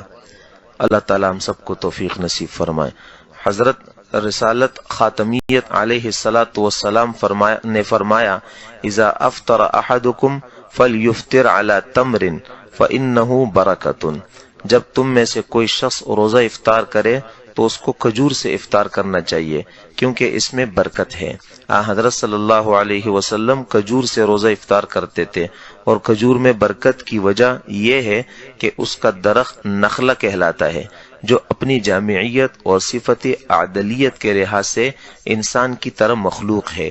یہی وجہ ہے کہ حضرت صلی اللہ علیہ وسلم نے نخلہ کو بنی آدم کی پھپھی فرمایا، عمہ یعنی پھپھی فرمایا، کیونکہ وہ تینیت آدم کی بقیہ مٹی سے پیدا ہوا ہے، جیسے کہ حضرت صلی اللہ علیہ وسلم نے فرمایا، اکرموا عمتکم والنخلۃ فانہا خلقت من بقیت طینۃ آدم، یعنی اپنی پھوپھی درخت خرما کی تعظیم کرو، کیونکہ وہ آدم علیہ السلام کی بقیہ مٹی سے پیدا کی گئی ہے، اور ہو سکتا ہے کہ اس کا نام برکت اسی جامعیت کے اعتبار کی وجہ سے رکھا گیا ہو۔ لہذا اس کے پھل یعنی کھجور سے افطار کرنا صاحب افطار کا جز بن جاتا ہے، اور درخت کی حقیقت جامعہ اس جزئیت کے اعتبار سے اس کے کھانے والے کی حقیقت کا جز بن جاتی ہے، اور اس کا کھانے والا اس اعتبار سے ان بے شمار کمالات کا جامع ہو جاتا ہے جو اس کھجور کی حقیقتی جامعہ میں مندرج ہے۔ یہ بھی ایک بہت بڑی چیز فرمائی ہے آپ نے کہ کھجور کا جو درخت ہے، پھوپھی کیوں فرمایا؟ کہ پھوپھی بہن کو کہتے ہیں۔ تو آدم علیہ السلام کا جو پتلا بنا پہلے، تو جس مٹی سے آدم علیہ السلام کا پتلا بنا، اب وہ بچ گئی خمیر، تو اس کی بچے ہوئی مٹی سے کھجور کا درخت نخلا بنا۔ تو جو آدم کے جسم کے اندر جو اجزاء ہیں، اس کی ضرورت کھجور کا پھل پورا کرے گا۔ یعنی یہ ایک اسرار پیچھے جا کے آپ پہ کھلا کہ کیوں آپ صلی اللہ علیہ وسلم نے آپ کو افطار پہ کہا کہ جی آپ کھائیے، اور آگے ہی آتے ہیں اور دوسرے اس میں بھی کہ سحری پہ بھی کھائیے، سحور میں کیوں کھائیے؟ کہ آپ نے سحور میں جب یہ کھا لیا، یہ ملٹی وٹامن ہے، اس کو جب آپ کھا لیتے ہیں دوپہر کے بعد سے جب آپ کو بھوک لگتی ہے، تو یہ اندر سے معقولات فراہم کرتا ہے، توانائی دیتا ہے، جزء بدن بنتا ہے، اور اس کا جو پھل ہے، اس کے اندر جو روحانیت ہے، جو اس کے درخت سے اس میں آئی ہے، اگر آپ کی حصیں کھل گئی ہیں تو اس کی روحانیت آپ کی روح جبز کرے گی۔ یہ آخر میں فرمائے، وہ ہر آدمی کے جبز نہیں ہوگا، جس کی وہ حصیں کھل گئی ہیں تو وہ اس کی روحانیت کو اپنے اندر جبز کر لے گا، اور اس کی حقیقت، یہاں جو حقیقت کا لفظ ہے، ہماری حقیقت کیا ہے؟ ہماری روح۔ کھجور کے درخت کی حقیقت کیا ہوئی؟ اس کی روحانیت، اس کی روح، وہ اس میں جو چیزیں، جو برکات ہیں، جو آپ کی ویکنس، کمزوری، سب دور ہو جائے گی۔ تو عرب میں دیکھیں کیا ہوتا تھا، کھجور قہوہ، کھجور خبوص، دو تین چیزیں ہی ہیں۔ مسجد میں آپ جائیں، جب آپ افطار کریں گے تو آپ کو بروسٹ اور روسٹ نہیں ملتا یہاں کی طرح، وہاں پہ دسترخوان پہ کھجور، خبوص، روٹی کا ٹکڑا، اور یہی کھاتے ہیں اور یہ زمزم پیتے ہیں، اور پوری رات پڑھتے ہیں، اور جو متقین جو لوگ ہوتے ہیں وہ حرم کے اندر ہوتے ہیں، اور اسی پہ اتفاق کرتے ہیں، جب وہ چیز کھاتے ہیں ان کی حصیں کھل جاتی ہیں، پھر ان کی پوری توجہ عبادت کی طرف ہوتی ہے۔ باہر کھا کے آئے ویسے ہی پھر کر کے سب چیز غائب ہو جاتی ہے۔ تو کھجور کا استعمال افطار میں بھی کریں، سحری میں بھی کریں۔ اور ایک چیز اور بتا دوں، اب ایران سے کچھ کھجوریں آتی ہیں، وہ باقاعدہ شیرے میں ڈبائی جاتی ہیں، ہرگز نہ لیں۔ عرب کی آ رہی ہیں، بہت بہت آ رہی ہیں عرب کی، وہ لیں، بھلے ایک دانہ آپ کھائیں، عرب کی لیں، اس میں شیرہ نہیں ہوتا۔ لیکن ایرانی جتنی کھجور ہیں اس کو شیروں میں ڈباتے ہیں، پھر اس کو کرتے ہیں، ان کا وزن بھی زیادہ ہو جاتے ہیں۔ وہ چونکہ شیرہ ڈالنے کی وجہ سے اپنی کمالات سارے ختم ہو جاتے ہیں اس کا۔ ہاں اگر کوئی خالص مل جائے تو ایک الگ بات ہے، لیکن جو لوگ جانتے ہیں انہیں معلوم ہے کہ اس کو کیسے پکایا جاتا ہے، ہرگز وہ نہ لیں۔ وہ کیا ہوگی؟ نقل ہو گئی۔ اصل ہے عرب کی بہت اللہ نے پوری دنیا میں پھیلا دی ہیں اس وقت، تو وہ مل جائیں تو وہ لے لیں، کسی بھی طرح کی عرب کی کھجوریں کھائیں۔ تو وہ آپ کو سحری میں بھی کھانی ہے اور اس میں بھی کھانی ہے۔ سحری میں کھائیں گے تو شام تک آپ کو کمزوری ہے وہ سب کور کرنے لگی۔ کمزوری ہونا اچھی بات ہے، وہ پگھلتی ہیں چیزیں، بیماریاں نکل رہی ہوتی ہیں، اس میں بھی گھبرانے کی ضرورت نہیں ہے۔ ہو سکتا ہے کہ اس کا نام برکت اسی جامعیت کے اعتبار کی وجہ سے رکھا گیا ہو، لہذا اس کے پھل یعنی کھجور سے افطار کرنا صاحب افطار کا جز بن جاتا ہے، اور درخت کی حقیقتی جامعہ اس جزئیت کے اعتبار سے اس کے کھانے والے کی حقیقت کا جز بن جاتی ہے۔ یعنی روح کی طاقت کی غذا کھجور ہے، اگر اس کو صحیح معنوں میں طریقے سے کھایا جائے تو آپ کی روح کو طاقت دے گی۔ کھانے والی کی حقیقت کیا ہے؟ روح، اس کو تو ایسی اعلیٰ چیز۔ اب دیکھیں یہ عرب کی جتنی سرزمین ہے، جہاں جہاں انبیاء علیہ السلام آئے وہاں کھجور ملے گی، انجیر ملے گی، جو قرآن کے جتنے پھل ہیں وہ ملیں گے۔ آپ چپے چپے پہ آپ انار ملیں گے، چپے چپے پہ لگا ہوا ہے۔ اور اس کا کھانے والا اس اعتبار سے ان بے شمار کمالات کا جامع ہو جاتا ہے جو اس کھجور کی حقیقت جامعہ میں مندرج ہے۔ کتنی بڑی معرفت بتائی، اس کمالات کا جامع ہو جاتا ہے جو کھجور کے اندر ہے۔ اب اس کی حقیقت دیکھیں، کتنی چیزیں اللہ دے رہا ہے رمضان میں۔ آپ کو سوچیں، رمضان میں بھی ہم ایسے ایسے کھانے کھاتے ہیں، چوتھے پانچویں دن ڈاکٹر سے پیٹ کی درد کی دوا لے رہے ہیں۔ ہماری قوم، ہمیں کیا دیا گیا ہے؟ تو دین کی تو ہر چیز نکال کے باہر پھینک دی ہے، نفسانیت داخل ہو گئی دین میں بھی، تصوف میں بھی، ہر جگہ نفسانیت گھس کے آ گئی ہے۔ تو اس لیے ہم محروم ہیں، کمالات سے محروم ہیں جو اس وقت ہوتے تھے۔ لیکن قیامت تک یہ چیزیں رہیں گی۔ جو کامل آپ صلی اللہ علیہ وسلم کی اتباع کرنے والے لوگ ہیں ان میں یہ چیزیں قیامت تک رہیں گی۔ یہ مطلب اگرچہ اس کے مطلق کھانے سے بھی حاصل ہو جاتا ہے، لیکن افطار کے وقت جو روزہ دار کے شہواتی مانعہ اور لذات فانیہ سے خالی ہونے کا وقت ہے، اس کا کھانا زیادہ تاثیر رکھتا ہے۔ اب یہ دونوں چیزیں جو بیان کی، شہوات جو ہیں اور لذات، ٹھیک ہے، 12 گھنٹے میں آپ نے جب کھانا نہیں کھایا تو اس کا ایک مقصد یہ بھی ہے، شہوات اور لذات کا خاتمہ۔ یعنی دیکھیں، پانی جائز ہے، کھانا جائز ہے، لیکن کیا ہم کھاتے نہیں؟ جائز چیز سے ہم رک رہے ہیں، اپنے ہاتھ کو روک رہے ہیں۔ پانی کا گلاس ہے، آپ اللہ کے لیے رک گئے ہیں نہیں پینا، کیوں؟ اللہ نے منع کیا ہے۔ تو اسی طرح کھانے کی لذات بھری پڑی ہوئی ہیں، آپ نے ہاتھ نہیں لگایا اس کو، تو مانے ہو گئی یہ چیزیں، نفس عاجز آ گیا۔ امام غزالی رحمۃ اللہ علیہ اپنی اہل علوم میں فرماتے ہیں، اسی کی مزید تفصیل بیان کرتے ہوئے، کہ آج کا مسلمان پہلے سے زیادہ کھانے پینے کی تیاری کرتا ہے، رمضان آ گئے ذخیرہ اندوزی شروع کر دیتا ہے۔ ارے تو برکت کا مہینہ ہے، تمہاری ضرورت، تمہارا رزق جس پہ مقرر ہے، تمہاری مہر ہے، کوئی نہیں جائے گی، آپ لے لیجیے گا، جا کے مل جائے گا۔ آپ کی جو چیز جس پہ نام ہے ملے گا، جس پہ نہیں ہے سوال ہی پیدا نہیں ہوتا آپ کے پیٹ میں جائے۔ تو امام غزالی رحمۃ اللہ علیہ فرماتے ہیں کہ اس سے ہوتا کیا ہے کہ مغرب پہ جب آپ کی یہ دونوں چیزیں ختم ہو گئی، خواہشات اور نفسانی دونوں چیزیں ختم ہو گئی، تو ہم کرتے کیا ہیں آج کا مسلمان؟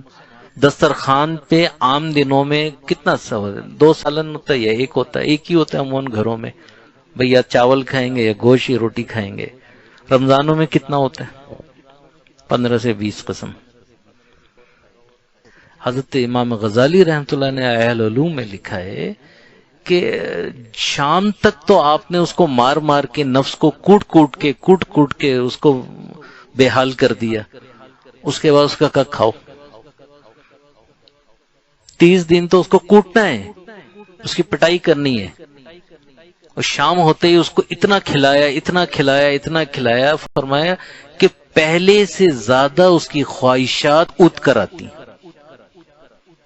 منع نہیں ہے، دیکھیں یہ چیزیں منع نہیں ہے، بتانے کا مقصد یہ کہ آپ عوام کو دیکھیں، عوام کیا کرتی ہے۔ عوام ہوس میں ایک تو بیمار ہوتی ہے، دوسری جس نفس کو مارنے کے لیے، امارہ کے خاتمے کے لیے رمضان بنایا گیا ہے تاکہ متقی ہو جائیں، تو شام ہونے پر جب اجازت آپ کو ملتی ہے جائز چیز کھانے کی تو ٹوٹ پڑتے ہیں۔ یہ منع ہے۔ فرماتے ہیں کہ عام دنوں میں ایک وقت میں جتنا کھانا کھاتے ہیں اتنے ہی آپ رمضان میں افطار پہ کھائیں۔ افطار پہ ہم کتنا کھاتے ہیں؟ 3 وقت کی تلافی کرتے ہیں۔ فرمایا نہیں، اس نکات کو بھی سمجھیں، ہم 3 وقت کی تلافی کرتے ہیں، یعنی صبح کا ناشتہ بھرپور، دوپہر کا کھانا اور رات کا کھانا ملا کے ہم مغرب پہ کھاتے ہیں۔ عوام نے یہ رکھا ہوا ہے 1 روٹی۔ عام وقت میں اگر 1 روٹی کھاتے ہیں تو رمضان میں بھی 1 روٹی کھائیں، کیونکہ میدا تو 1 ہی روٹی لے گا نا آپ کی، اس سے بیماری پیدا ہوگی، جسمانی بیماری بھی پیدا ہوگی جو لوگ بیمار ہوتے ہیں، روحانی بیماری پیدا ہوگی کہ جو ہوس ختم ہوئی ہے دوبارہ اٹھ کر آئے گی۔ آپ نے یہ فرمایا، امام غزالی رحمۃ اللہ نے یہ فرمایا، دوبارہ اٹھ کر آ جائے گی۔ اسی لیے آپ دیکھتے ہیں کہ اکثر لوگوں کے اندر جو خواہشات نفس ابھر کے آتی ہیں اس کی اصل وجہ یہ خوراک ہے۔ جب کسی کا نفس قابو میں نہیں آتا تو نبی کریم صلی اللہ علیہ وآلہ وسلم نے کیا فرمایا؟ عام دنوں میں روزے رکھو۔ نفس جب سرکشی کرتا ہے یا شہوات اس کی زیادہ ہو جاتی ہیں تو آپ نے کیا فرمایا کہ روزے رکھو۔ کیوں عام دنوں میں روزہ کیوں رکھوایا؟ کہ بھوک سے نفس امارہ کی خواہش ٹوٹتی ہے، سرکشی اس کی ٹوٹتی ہے، یہ صرف کھانے سے چڑھتی ہے، یاد رکھیں یہ کھانا ہی سے خراب ہوتی ہے۔ عام دنوں میں روزے رکھوانے کا مقصد ہی یہ ہے اللہ کے رسول صلی اللہ علیہ وسلم کا کہ اس کی خواہشات کو توڑا جاتا ہے۔ تو رمضان المبارک میں جب مغرب ہو گئی، منع نہیں ہے ہر چیز کھائیے، چکھ لیجئے، تھوڑا تھوڑا کھا لیجئے، ہر چیز، ہر نعمت پہ ہاتھ رکھیے، منع نہیں ہے، بزرگوں کے یہاں ہر جگہ کھائیے، لیکن میں اس کی بات کر رہا ہوں کہ جو ہوس کے اندر آ کے بیمار ہو جاتے، یعنی ایک وقت میں جو روٹی، نبی پاک صلی اللہ علیہ وسلم کی حدیث ہے کہ تمہارے پیٹ میں اگر 3 روٹیوں کی گنجائش ہے تو 1 روٹی، 1 ہوا اور 1 پانی، یہ حدیث ہے۔ تو اس وقت بھی یہی کھائیے، قلیل غذا کو اختیار کیجئے، پھر آپ دیکھیے اب کمالات جو لکھے ہوئے کیسے نہیں ملیں گے آپ کو۔ یہ تو تربیت کا مہینہ ہے، تزکیہ کا مہینہ ہے، نہ کہ کھانے کا مہینہ، یاد رکھیں۔ تو جب ایک عادت 30 دن پڑ گئی کم کھانے کی، پورے سال آپ کی ایسی رہے گی، پورے سال وہ رحمتیں، نزول، نعمتیں، کیونکہ ہم دنیا میں آئے کیوں ہیں بھائی؟ آئے ہیں تو واپس جانا ہے نا، یہ بھول جاتے ہیں۔ رمضان ہمیں یاد دلاتا ہے اس چیز کو، بار بار یاد دلاتا ہے تاکہ ہم اپنی مقصد حیات کو سمجھیں۔ ایک تو مقصد حیات میں عبادت ہے، اور دوسرا مقصد حیات میں کیا ہے کہ وَعْبُدْ رَبَّكَ حَتَّى يَأْتِيَكَ الْيَقِينُ، یقین حاصل ہو جائے، یعنی ایمان حاصل ہو، ایمان کا نور حاصل ہو۔ تو اس ایمان کے نور کو جفظ کرنے کے لیے رمضان سے بہترین کوئی مہینہ نہیں۔ اور آج سرور عالم صلی اللہ علیہ وسلم نے فرمایا، نعم سحور المؤمن التمر، کہ مومن کی بہترین سحری کھجور ہے۔ اس اعتبار سے ہو سکتا ہے کہ اس کی غذا میں جو صاحب غذا کا جز بن جاتی ہے، اس غذا کی حقیقت کے ذریعے سے اس صاحب غذا کی حقیقت کی تکمیل ہے۔ اس غذا کی حقیقت کے ذریعے صاحب غذا کی حقیقت کی تکمیل یہ ہے۔ تو غذا کی حقیقت کیا ہوئی؟ اس کی روح، اس کا نور، صاحب حقیقت یعنی جو کھا رہا ہے اس کی حقیقت، اس کا نور یعنی اس کی روح، تو اس کا نور اس کی روح میں جبز ہوتا ہے۔ غذا تو پاکیزہ ہو، حلال تو ہو۔ اسی طرح ہمارے مساجد کے ائمہ کو بھی بہت خیال رکھنا چاہیے کہ کہاں سے کیا چیز آ رہی ہے، ہر کسی کی نہیں کھانی ہے۔ یہ بھی دیکھیں کہ جو لانے والا ہے حلال طیب ہے نہیں ہے۔ بعض ایسے ہیں جن کے کاروبار سے نہیں ہے، اگر وہ مسجد میں بھیج رہے ہیں تو زہر تو اثر کرے گی نا۔ تو احتیاط کریں کہ تقوی کا مہینہ ہے تاکہ کوئی ایسے معاملات نہ ہو، ورنہ ایک حرام کا لقمہ آ جائے تو حجاب آ جائے گا تو پورا رمضان برباد ہو جائے گا۔ نہ کہ اس کی غذا کی حقیقت۔ اور جب یہ مطلب روزوں میں مفقود ہے تو اس کی تلافی کے لیے کھجور کی سحور پر بھی ترغیب فرمائی کہ گویا اس کا کھانا تمام معقولات کے کھانے کا فائدہ رکھتا ہے اور اس کی برکت جامعیت کے اعتبار سے افطار کے وقت تک رہتی ہے۔ تمام معقولات کا فائدہ رکھتا ہے، مقصد یہ ہے کہ جو 50 کھانے ہیں اس ایک کھجور تلافی ملٹی وٹامن ہے، اس کے اندر ساری چیزیں موجود ہیں، اور یہ تلافی کرتا ہے جو کہ ہماری کمزوری ہے، شام تک اس کو طاقت دے گا، ملٹی وٹامن ہے۔ جب آپ کو کمزوری ہوگی تو یہ اندر سے پگھل کے جزء بدن بنے گا، یہ اس کو۔ اور غذا کا یہ فائدہ جو مذکور ہو چکا ہے اس تقدیر پر مرتب ہوتا ہے کہ وہ غذا تجویز شرعی کے مطابق واقع ہو۔ تجویز شرعی کہتے ہیں ایک حصہ روٹی، ایک حصہ ہوا، ایک حصہ کھانا، جو ابھی میں بتا رہا تھا۔ تجویز شرعی اس کو کہتے ہیں، اور تجویز شرعی وہ ہے جو نبی پاک صلی اللہ علیہ وسلم کی خوراک ہے۔ یاد رکھیں، شرعی یعنی شریعت، ہماری شریعت کیا بتاتی ہے، قرآن میں جو چیز بتائی گئی اور نبی پاک صلی اللہ علیہ وسلم نے جو طریقے سکھائے اس کو کہتے ہیں۔ آج ہم کتنے لوگ ہیں تجویز شرعی کے مطابق کھانا کھاتے ہیں؟ کوئی نہیں کھاتا، ہم سارے نفسانی ہو گئے، جس کو دیکھو نفسانی خوراک۔ اور ایک چیز اور کہ دن کا وقت اللہ رب العالمین نے محنت کے لیے بنایا ہے اور رات آرام کے لیے، تو دن کے وقت آپ صبح ناشتہ کرتے ہیں اور مغرب تک کھانا کھا لیجیے۔ کھانے 2 ہیں، 3 نہیں ہیں۔ تو جو لوگ 3 کھانے کھاتے ہیں اور وقفہ کم رکھتے ہیں، کم از کم 6 گھنٹے کا وقفہ ہو ایک کھانے سے دوسرے کھانے کے درمیان، انہیں کوئی بیماری نہیں ہوتی۔ کیوں کہ معدہ ہضم کرتے ہوئے آنتوں میں لے جاتا ہے، جگر اور سب ہوتے ہوتے جزء بدن بنا دیتا ہے۔ لیکن ابھی 4 گھنٹے بعد آپ نے کھایا پھر اوپر سے ڈال دیا تو وہ سسٹم پلٹ کے آتا ہے، پھر اس کو ہضم کرنے لگتا ہے، اس کو چھوڑ دیتا ہے۔ جو غذا کچی رہ جاتی ہے اسی سے شوگر اور کولیسٹرول پیدا ہوتا ہے۔ شرعی حدود کے مطابق ہمیں کھانا ہے۔ اب شریعت آپ زیادہ پڑھیں، اس کو دیکھ لیں، آپ صلی اللہ علیہ وسلم کی جتنی خوراکیں وہ اس کے مطابق چیزوں کو اختیار کرنا ہے، اس سے نفس خود عاجز آ جاتا ہے شریعت سے۔ شریعت بنائی اس لیے گئی ہے کہ اس دنیا میں شریعت کے عامل جتنے بھی ہوتے ہیں، عمل کرنے والے، قرآن و حدیث پہ نفس ہمارا خود بخود عاجز آ جاتا ہے۔ اس لیے ہمارے سلسلے کے اندر بھی شریعت پہ زور دیا گیا، ایک ایک عمل شریعت کا، اس کے مطابق ہمیں زندگی گزارنی ہے۔ اور شرعی حدود سے سر منہ تجاوز نہ ہو، اور نیز اس فائدے کی حقیقت اس وقت میسر ہوتی ہے جب اس کا کھانے والا صورت سے گزر کر حقیقت تک جا پہنچا ہو۔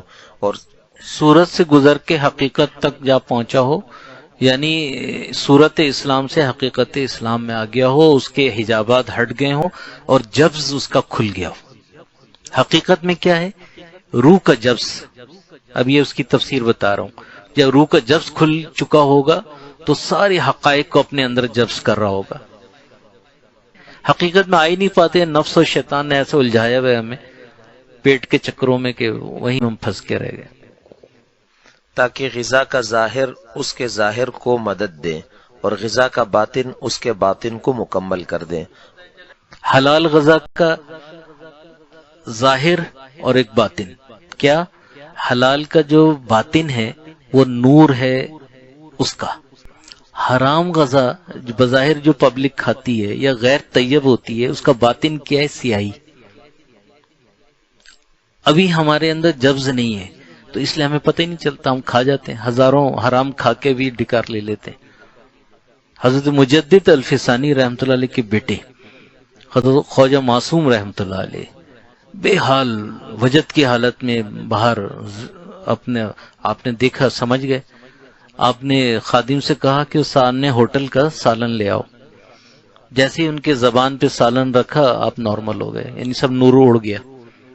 ہم دن رات باہر کے ہوٹل بازیاں کرتے ہیں۔ ہمارے حضرت ڈاکٹر صاحب رحمۃ اللہ علیہ جماعت کے ساتھ گئے ہوئے تھے، تو ان کے شیخ زوار حسین شاہ صاحب رحمۃ اللہ علیہ ساتھ تھے، تو خانہ کعبہ میں گئے، حقیقت کعبہ کی جب تجلی پڑی تو اللہ اللہ اللہ اللہ بے قابو ہو گئے۔ کئی لوگوں نے آپ کو ادھر سے ادھر سے پکڑا ہوا، ضربیں نکل رہی، اللہ اللہ بے قابو۔ تو ان کے شیخ نے کہا، حرم کی بات بتا رہا ہوں، کہ سامنے ہوٹل کا سالن لے آئے، جیسے ڈاکٹر صاحب کو چٹایا نارمل ہو گئے۔ تو بات یہ ہے کہ نعمت کے لیے محنت کرنی ہے، بس سمجھنا یہ اصل طاقت وہ یہ ہے، تجلیات کی طاقت، کہ اس میں جب آپ آتے ہیں تو وہ عالم بالا کا نور ہے اور یہ ساری چیزیں نیچے کا ہے۔ تو ان بات کو سمجھیں گے تو آپ کا رخ اللہ کی طرف ہوگا، نہیں سمجھیں گے تو نفس و شیطان الجھا کے رکھ دے گا۔ ورنہ صرف ظاہری امداد ناقص ہے، بلکہ اس کا کھانے والا عین کمی میں ہے۔ جلدی افطار کرنے اور سحری دیر سے کھانے میں حکمت یہی ہے کہ صاحب غذا کی غذا سے تکمیل ہو جائے۔ والسلام۔ دیکھیں، پہلا عشرہ رحمت کا ہے، تو ہمیں اپنے پہلے عشرے کے اندر کیا کرنا ہے کہ شریعت کے مطابق حلال کا اہتمام، قرآن کو پکڑ لیجئے، نمازوں کی پابندی ہو جائے، غصہ ہرگز نہیں کرنا کسی کو بھی، اور رحمت کے معنی یہی ہے کہ ان سے رحمت کا نزول ہے اور رحمتیں کھل گئی ہیں، اللہ کے آسمان کے دروازے کھل جائیں گے سارے، اللہ کی رحمتیں ہو رہی ہیں جب آپ اس کے مطابق کم کھانا، کم سونا، کم بولنا، ٹھیک ہے، خرافات میں مبتلا نہ ہونا، اپنے وقت کو ضائع نہیں کرنا، قرآن کا خوب تلاوت کریں، اور آپ کے جس کے جو اسباق ہیں اس کے حساب سے اپنے سبق پورے کریں، تو انشاءاللہ وہ رحمتوں کا نزول آپ کی روح کے اندر داخل ہوگا۔ 10 دن تک یہی رہے گا۔ اب 11ویں دن سے لے کے 20ویں دن تک دوسرا عشرہ کیا ہے؟ مغفرت۔ کس کی مغفرت؟ یہ مغفرت کہلاتی ہے نجات، اس کے معنی ہے نجات، مغفرت کے معنی نجات۔ کس چیز سے نجات؟ کہ زندگی میں نفس امارہ کا جو تسلط ہمارے اوپر ہے، ہمیں اس نے باندھا ہوا، اب وہ کیا ہے، اندر روحانیت آنا شروع ہو گئی، اس کی خواہشات ٹوٹنے لگی، تو نفس امارہ کمزور پڑنے لگا۔ تو 11ویں دن سے لے کے 20ویں دن تک آپ وہی معمول رکھیں گے، اپنا کھانا پینا ہر چیز اسی طریقے سے ہوگا آپ کا، اور قرآن سے وابستہ رہیں گے، تو کیا ہوگا، جو انوارات آپ کے قلب میں داخل ہو رہے ہیں، آپ کی روح کے اندر داخل ہو رہے ہیں، تو مزید نفس امارہ جو ہے شکستہ ہو جائے گا اور ایک دم ٹوٹنے لگے گا وہ۔ تیسرا عشرہ کیا ہے؟ تیسرا عشرہ ہے دوزخ سے نجات۔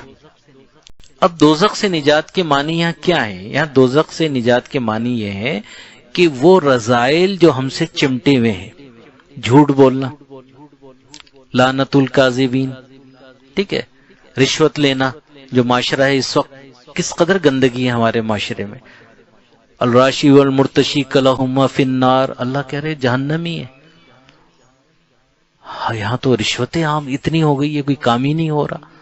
ان چیزوں سے بچنا، کینہ، بغض، حسد، جتنے یہ رذائل کہلاتے ہیں، ان سے بچنا۔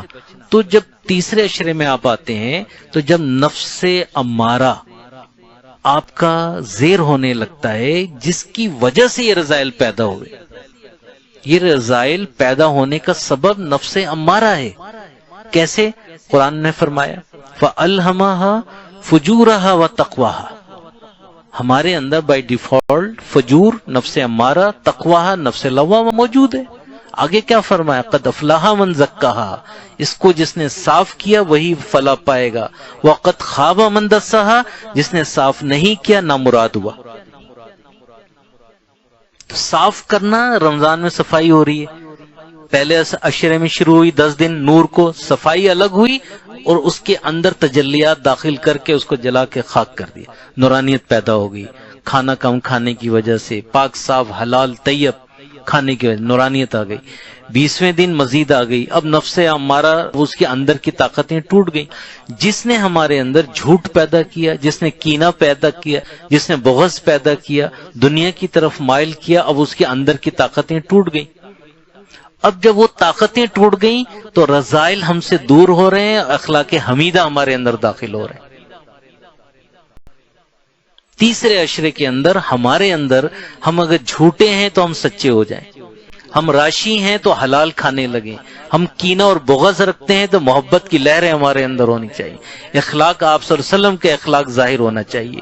تو یہ چیزیں ہمیں تیسرے عشرے میں آئیں. تو اللہ نے جو بھی آخر میں فرمایا کہ شب قدر کیا ہے؟ Booster dose. تو اللہ نے تیسرے عشرے میں کیوں رکھا؟ اس لیے رکھا کہ پہلے عشرے میں آپ کے اندر رذائل تھے، 20 دنوں میں پوری صفائی ہو گئی، اور پھر کہا کہ 5 دن تلاش کرو، یعنی اتنا کرو تم کہ تم 5 کیا 10 دن تک تم رہو اسی میں تلاش کرتے رہو، تاکہ تمہیں نعمتیں اور رحمتیں ملیں. روز رات کو جاگو، روز اٹھو، آخر کا جو عشرہ ہے جبس کرو ان چیزوں کو. تو یہ 1000 مہینہ یعنی تقریب 83 سال بنتا ہے. بزرگوں نے لکھا ہے کہ آپ تصور کر سکتے ہیں کہ انسان کی زندگی بھی اتنی نہیں ہوتی ہے، 83 سال کے قریب نہیں ہوتی، تو ایک رات میں مل جائے گا. تو ہمیں ان کو بھی ضائع نہیں کرنا مختلف کاموں میں. پھر آپ دیکھیں کہ آپ کے اندر کیا کیا نعمتیں حاصل ہوتی ہیں، کتنی بڑی بڑی چیزیں آپ کو عطا ہوتی ہیں. قلب کا اطمینان سب سے بڑی چیز ہے، اور اللہ کی طرف رجوع ہونا، اللہ کی دوستی جو قلب کے اندر آ جائے، اس سے بڑی نعمت کیا ہے؟ ایمان کا نور آ جائے، اس سے بڑی نعمت کیا ہے؟ قل ان صلاتی و نسکی و محیای و مماتی للہ رب العالمین. دوستی دشمنی سب اللہ کے لیے ہونی چاہیے، نہ کہ اپنے نفس کے تحت. تو نفس امارہ جو ہے بڑے خطرناک چیز ہے. اب ایک مکتوب میں چند لائن نفس امارہ کی ہیں. نفس امارہ، مخدوم و مکرم انسان کا نفس امارہ جاہ و ریاست کی محبت پر پیدا کیا گئے ہے. اس کی تمام ہمت و کوشش اپنے ہم عصروں پر بلندی حاصل کرنا ہے، اور وہ فطری طور پر اس بات کا خواہاں ہے کہ تمام مخلوقات اس کی محتاج اور اس کے اوامر و نواہی کے تابع ہو جائے، اور وہ خود کسی ایک کا بھی محتاج اور محکوم نہ ہو. اس کا یہ دعویٰ الوہیت خدا ہونے اور خدائے بے مثل جل سلطانہ کے ساتھ شرکت کا دعویٰ ہے. یہ جو خواہشات ہیں نا ہمارے اندر، امارگی کہلاتی ہے. دیکھیں حضرت مجدد علیہ رحمہ، ہر آدمی میں کیا ہے؟ میں دعویٰ الوہیت، عاجزی، انکساری، میں کچھ نہیں، سب کچھ میرا رب. میں تو ہے ہی نہیں نا. جب موت آتی ہے تو سب میں نکل جاتی ہے. بھائی مرنے کے بعد قبروں میں نہ خاندان والا جائے گا، نہ آپ کے ساتھ آپ کی بیوی لیٹے گی قبر میں، نہ بیوی کے ساتھ میاں لیٹے گا، نہ اولاد کے ساتھ ماں باپ لیٹیں گے، نہ ماں باپ کے ساتھ اولاد لیٹے گی. خاندان والی تو وہ دور کی بات ہے. دفنانے کے بعد گھر پہ جا کے کیا کرتے ہیں آپ کو پتہ ہے. تو عاجزی، انکساری، یہ طبیعت و مزاج میں پیدا ہو. اور تکبر اور غرور کون پیدا کراتا ہے؟ نفس امارہ. آپ نے کتنی بڑی بات فرمائی کہ امارگی ہے کیا، اور یہ ہمارے اندر گھسی ہوئی ہے. ہم بڑے کمال ہیں، بہت بڑے بزرگ ہیں. اس کو دوبارہ پڑھیں. انسان کا نفس امارہ جاہ اور ریاست کی محبت پر پیدا کیا گیا ہے. اس کی تمام ہمت اور کوشش اپنے ہم عصروں پر بلندی حاصل کرنا ہے. تصوف میں ہوں، عملیات میں ہوں، دفتر میں ہوں، دنیا میں ہوں، یار میں بلند ہوں، یار میں بلند ہو جاؤں، میرا نام، میری چیز. کوئی آپ کا کوئی نام نہیں ہے. کیا چیز؟ سب کچھ اللہ ہے. اللہ اکبر، اللہ سب سے بڑا ہے. تم کہاں سے بڑے ہو؟ ہم نے دیکھا اپنے بزرگوں کو، ہمارے حضرت نکل اپنے مریدوں کی جوتیاں سیدھی کر رہے ہوتے تھے، دھو کے رکھ رہے ہیں. پروفیسر آئے، خاموشی سے دیکھا ان کی جوتیاں گندی تھی، آئے صاف. پتہ ڈاکٹر صاحب خاموشی سے گئے، دوسری گئے، ان کی جوتیاں لے گئے، دو داس صاف کر کے پالش والش کر کے رکھ دی. ایسی آزین کے ساری ہے ہم میں. پھر اس سے کیا ترقی نہیں ہوتی؟ ہم کہتے ہیں بھی ہمارے ساتھ یہ کیوں ہو رہا ہے، وہ کیوں ہو رہا ہے. یہ ساری امارگی ہے. اور وہ فطری طور پر اس بات کا خواہاں ہے کہ تمام مخلوقات اس کی محتاج اور اس کے اوامر و نواہی کے تابع ہو جائے، اور وہ خود کسی ایک کا بھی محتاج اور محکوم نہ ہو. اس کا یہ دعویٰ الوہیت خدا ہونے اور خدائے بے مثل جل سلطانہ کے ساتھ شرکت کا دعویٰ ہے. بلکہ وہ بدبخت شرکت پر بھی راضی نہیں، وہ چاہتا ہے کہ حاکم صرف وہی ہو اور سب اس کے محکوم ہو. اللہ تعالیٰ نے ارشاد فرمایا عادی نفسک فإنہا انتصبت بمعاداتی، بلا شبہ اپنے نفس سے دشمنی رکھ، کیونکہ بے شک وہ میری دشمنی پر کمر بستہ ہے۔ پس جاہ و ریاست، بڑائی و تکبر وغیرہ نفس کی خواہشات حاصل کرنے کے ساتھ نفس کی تربیت کرنا حقیقت میں خدا عز و جل کے دشمن کی مدد کرنا اور اس کو تقویت دینا ہے۔ اس بات کی برائی کو اچھی طرح جان لینا چاہیے۔ نیز حدیث قدسی ہے الکبریاء ردائی والعظمت ازاری فمن نازعنی فی شیء منہما ادخلتہ فی النار ولا ابالی، کہ بڑائی میری چادر ہے، عظمت میری ازار ہے، پس جس نے ان دونوں میں سے کسی ایک بابت مجھ سے جھگڑا کیا تو میں اس کو دوزخ میں داخل کروں گا اور مجھے اس کی کچھ پرواہ نہیں ہے۔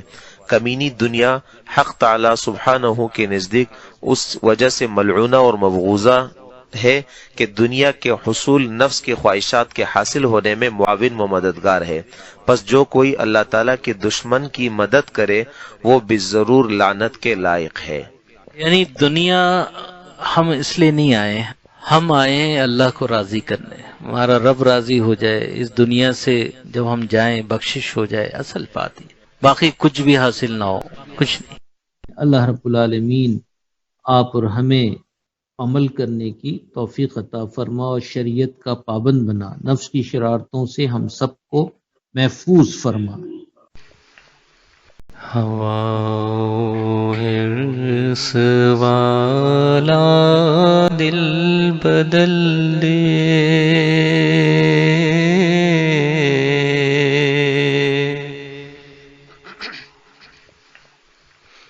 میرا غفلت میں ڈوبا دل بدل دے،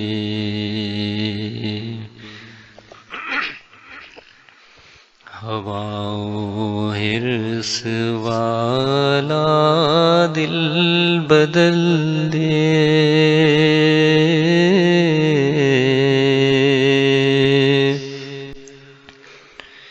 میرا غفلت میں ڈوبا دل بدل دے،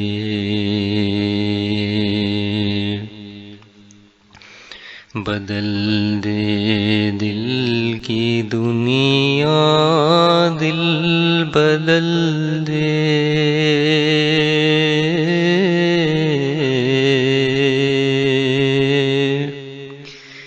کرم فرما خدایا دل بدل دے،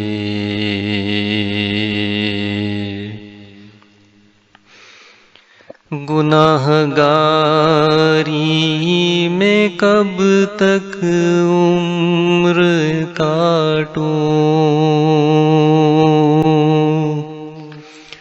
گناہ گاری میں کب تک عمر کاٹوں،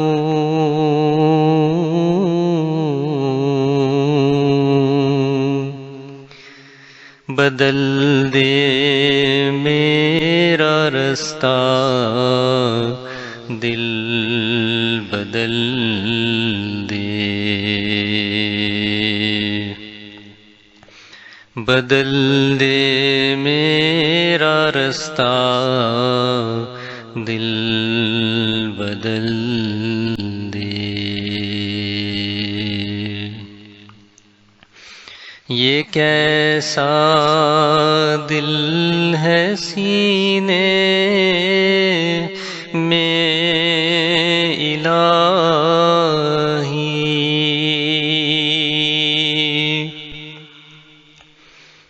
یہ کیسا دل ہے سینے میں الہی،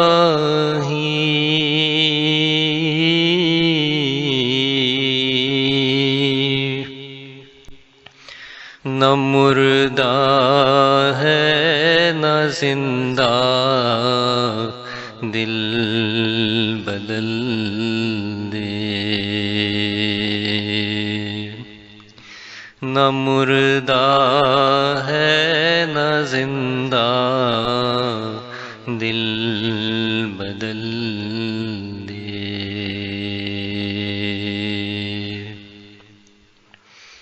سنوں میں نام تیرا دھڑکنوں میں،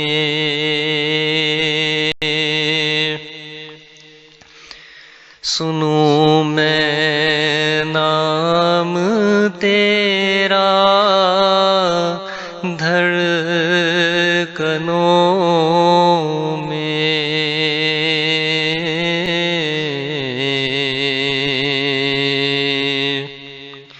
مزہ آ جائے مولا دل بدل دے۔ مزہ آ جائے مولا دل بدل دے۔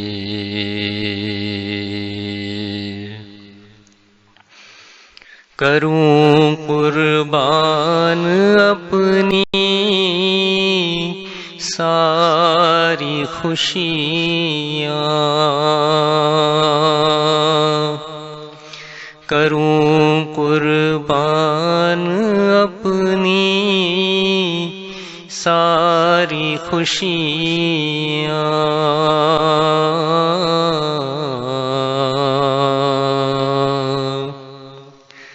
عطا کر غم بس اپنا دل بدل دے۔ عطا کر غم بس اپنا دل بدل دے۔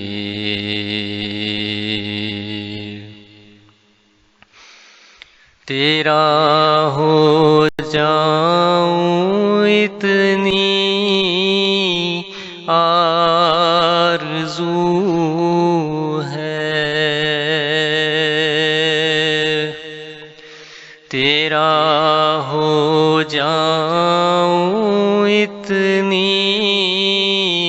آرزو ہے،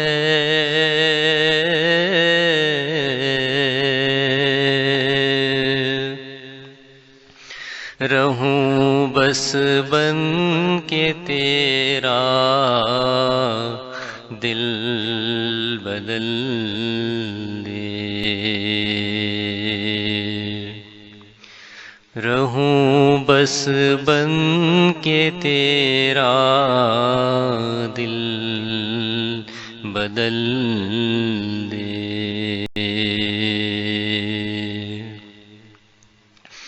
جو ہو دیدار تیرا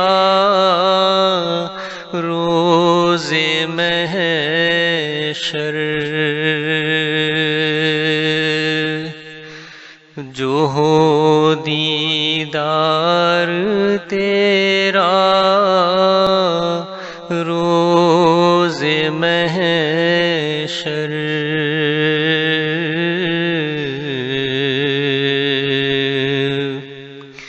سکون مل جائے ایسا دل بدل دے۔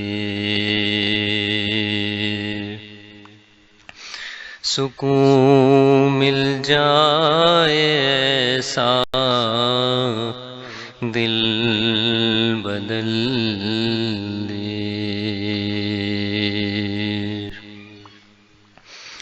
میری فریاد سن لے میرے مولا،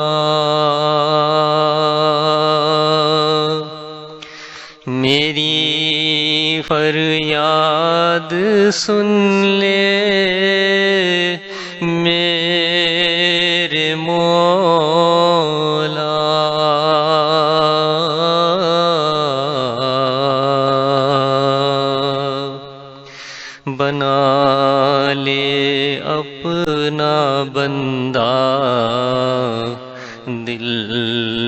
بدل دے، بنا لے اپنا بندہ دل بدل دے،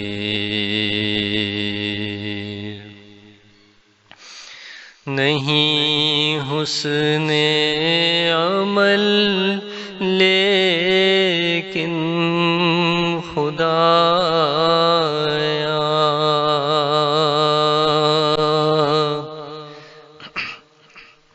نہیں حسن عمل لیکن خدایا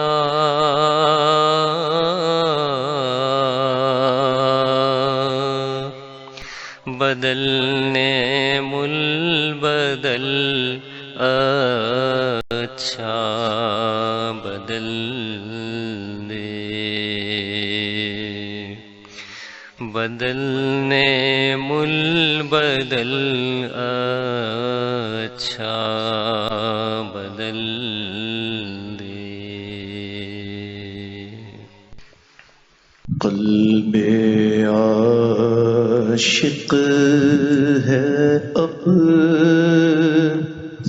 پارا پارا،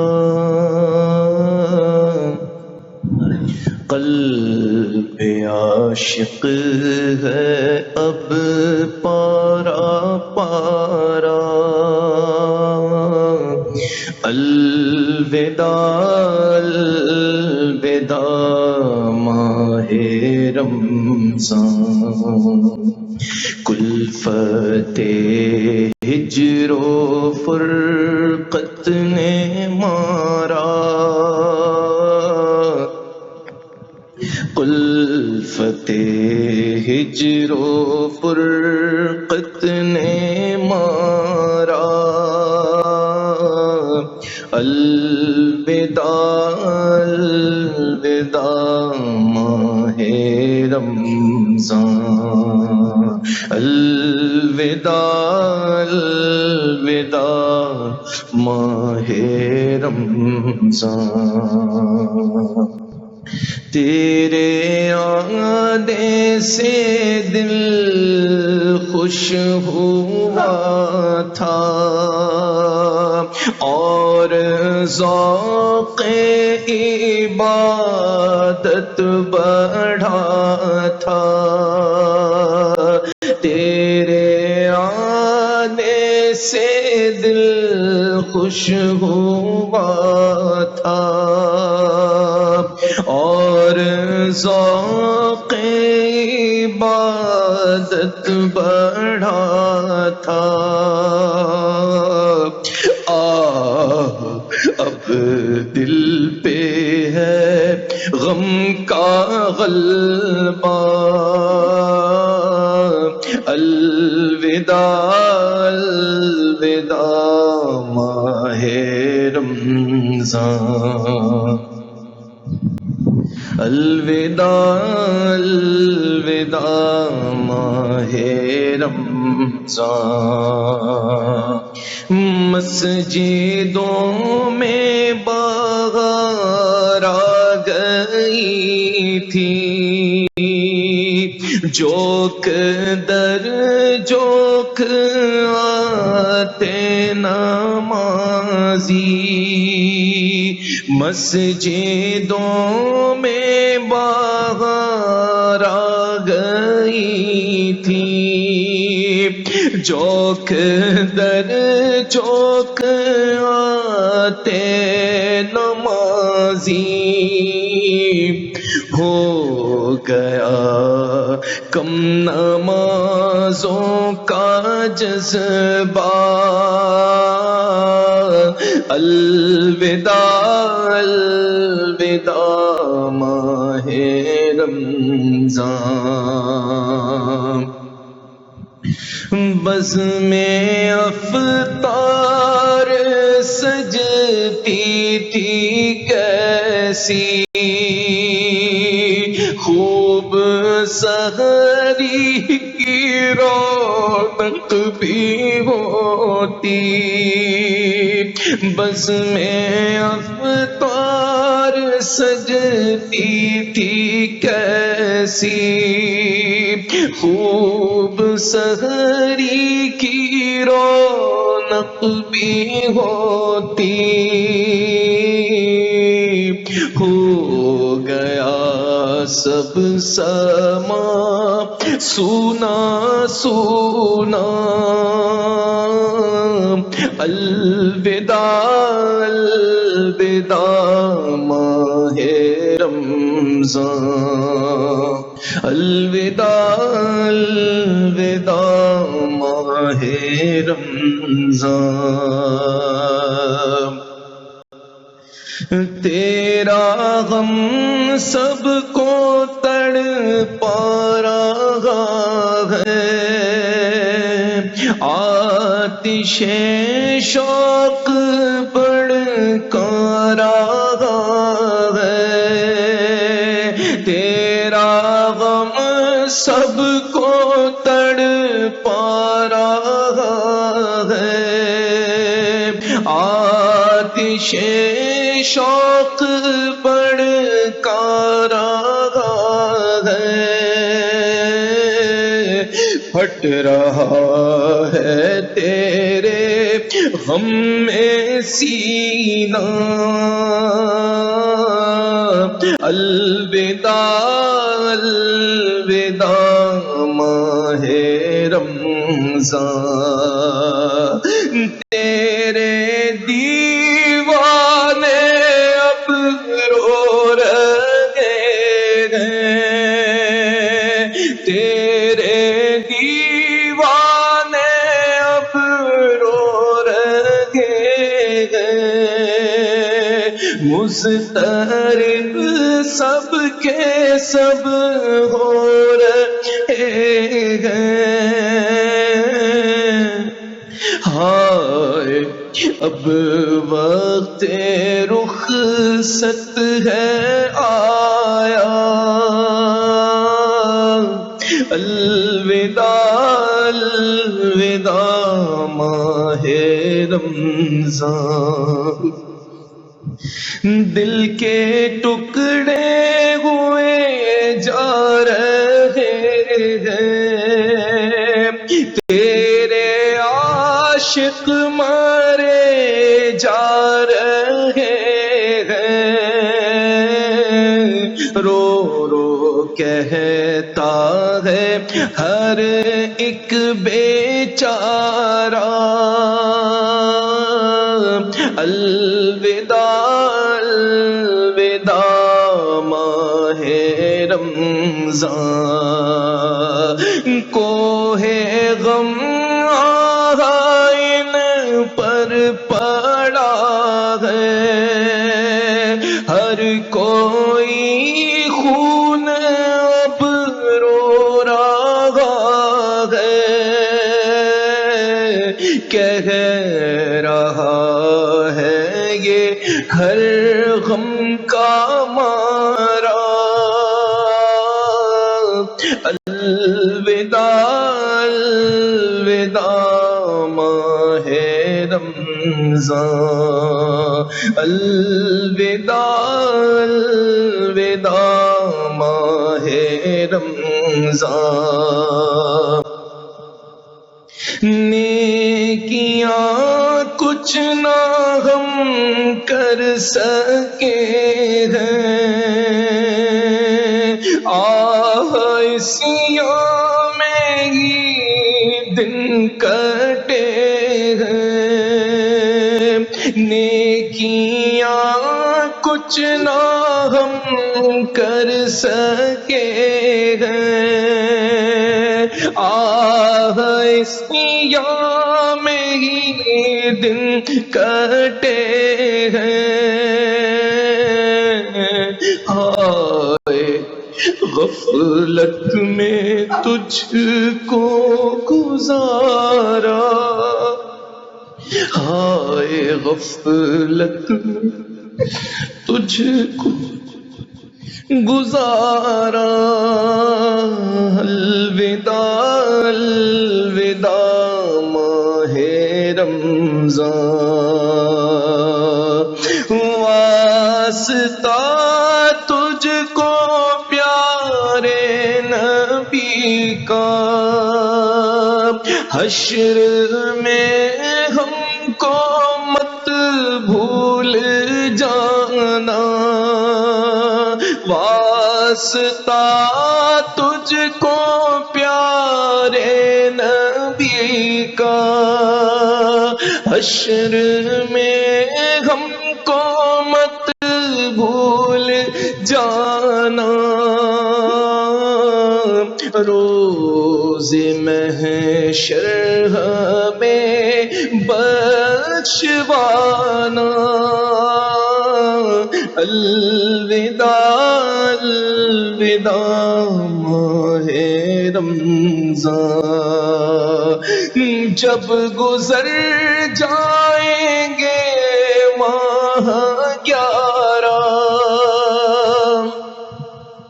تیری آمد کا پھر شور ہوگا، جب گزر جائیں گے ماہ 11، تیری آمد کا پھر شور ہوگا، کیا میری زندگی کا بھروسہ، کیا میری زندگی کا بھروسہ، الوداع الوداع ماہ رمضان، الوداع الوداع ماہ رمضان، کچھ نہ حسن عمل کر سکا ہوں، نظر چند اشک میں کر رہا ہوں، بس یہی ہے میرا کل اثاثہ، بس یہی ہے، بس یہی ہے میرا کل اثاثہ، الوداع الوداع ماہ رمضان، قلب عاشق ہے اب پارا پارا، الوداع الوداع ماہ رمضان، خلفت ہجر و فرقت نے مارا، الوداع الوداع ماہ رمضان۔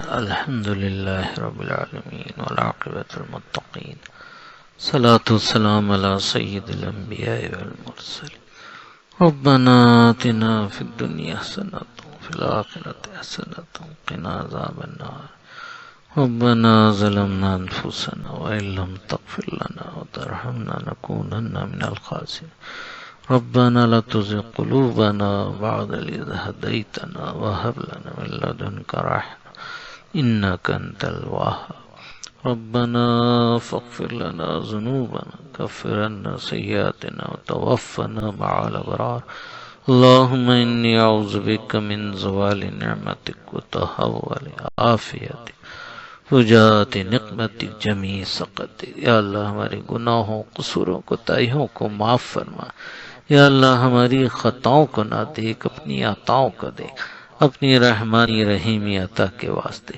حضور انور صلی اللہ علیہ وسلم کے واسطے، اپنے پیاروں کے واسطے ہمیں اور ہماری پوری قوم کے گناہوں قصوروں کوتاہیوں کو معاف فرما، یا اللہ پاکستان اور عالم اسلام پہ رحم فرما، پاکستان کو اسلام کا قلعہ بنا دیجیے، اپنے فضل و کرم سے اس ملک کو اسلام کا قلعہ بنا دیجیے، یا اللہ اس ملک کو اسلام کا قلعہ بنا دے، نیک و صالحین کو غلبہ نصیب فرما دے، ہماری لرزشوں کوتاہیوں کو معاف فرما۔ یا اللہ اپنی رحمانی رحیمی عطا کے واسطے، حضور انور صلی اللہ علیہ وسلم کے واسطے ہمیں اور ہماری پوری قوم کے گناہوں، قصوروں، کوتاہیوں کو معاف فرما دے، اپنی رضا، اپنی محبت، اپنی معرفت عطا فرما، نفس کی شرارتوں سے، شیطان کے شر سے، حاسدین کے شر سے، ہر بلا پریشانی مصیبت سے ہم سب کو محفوظ فرما، اپنے حفظ و امان میں رکھ۔ یا اللہ اپنے حفظ و امان میں رکھ۔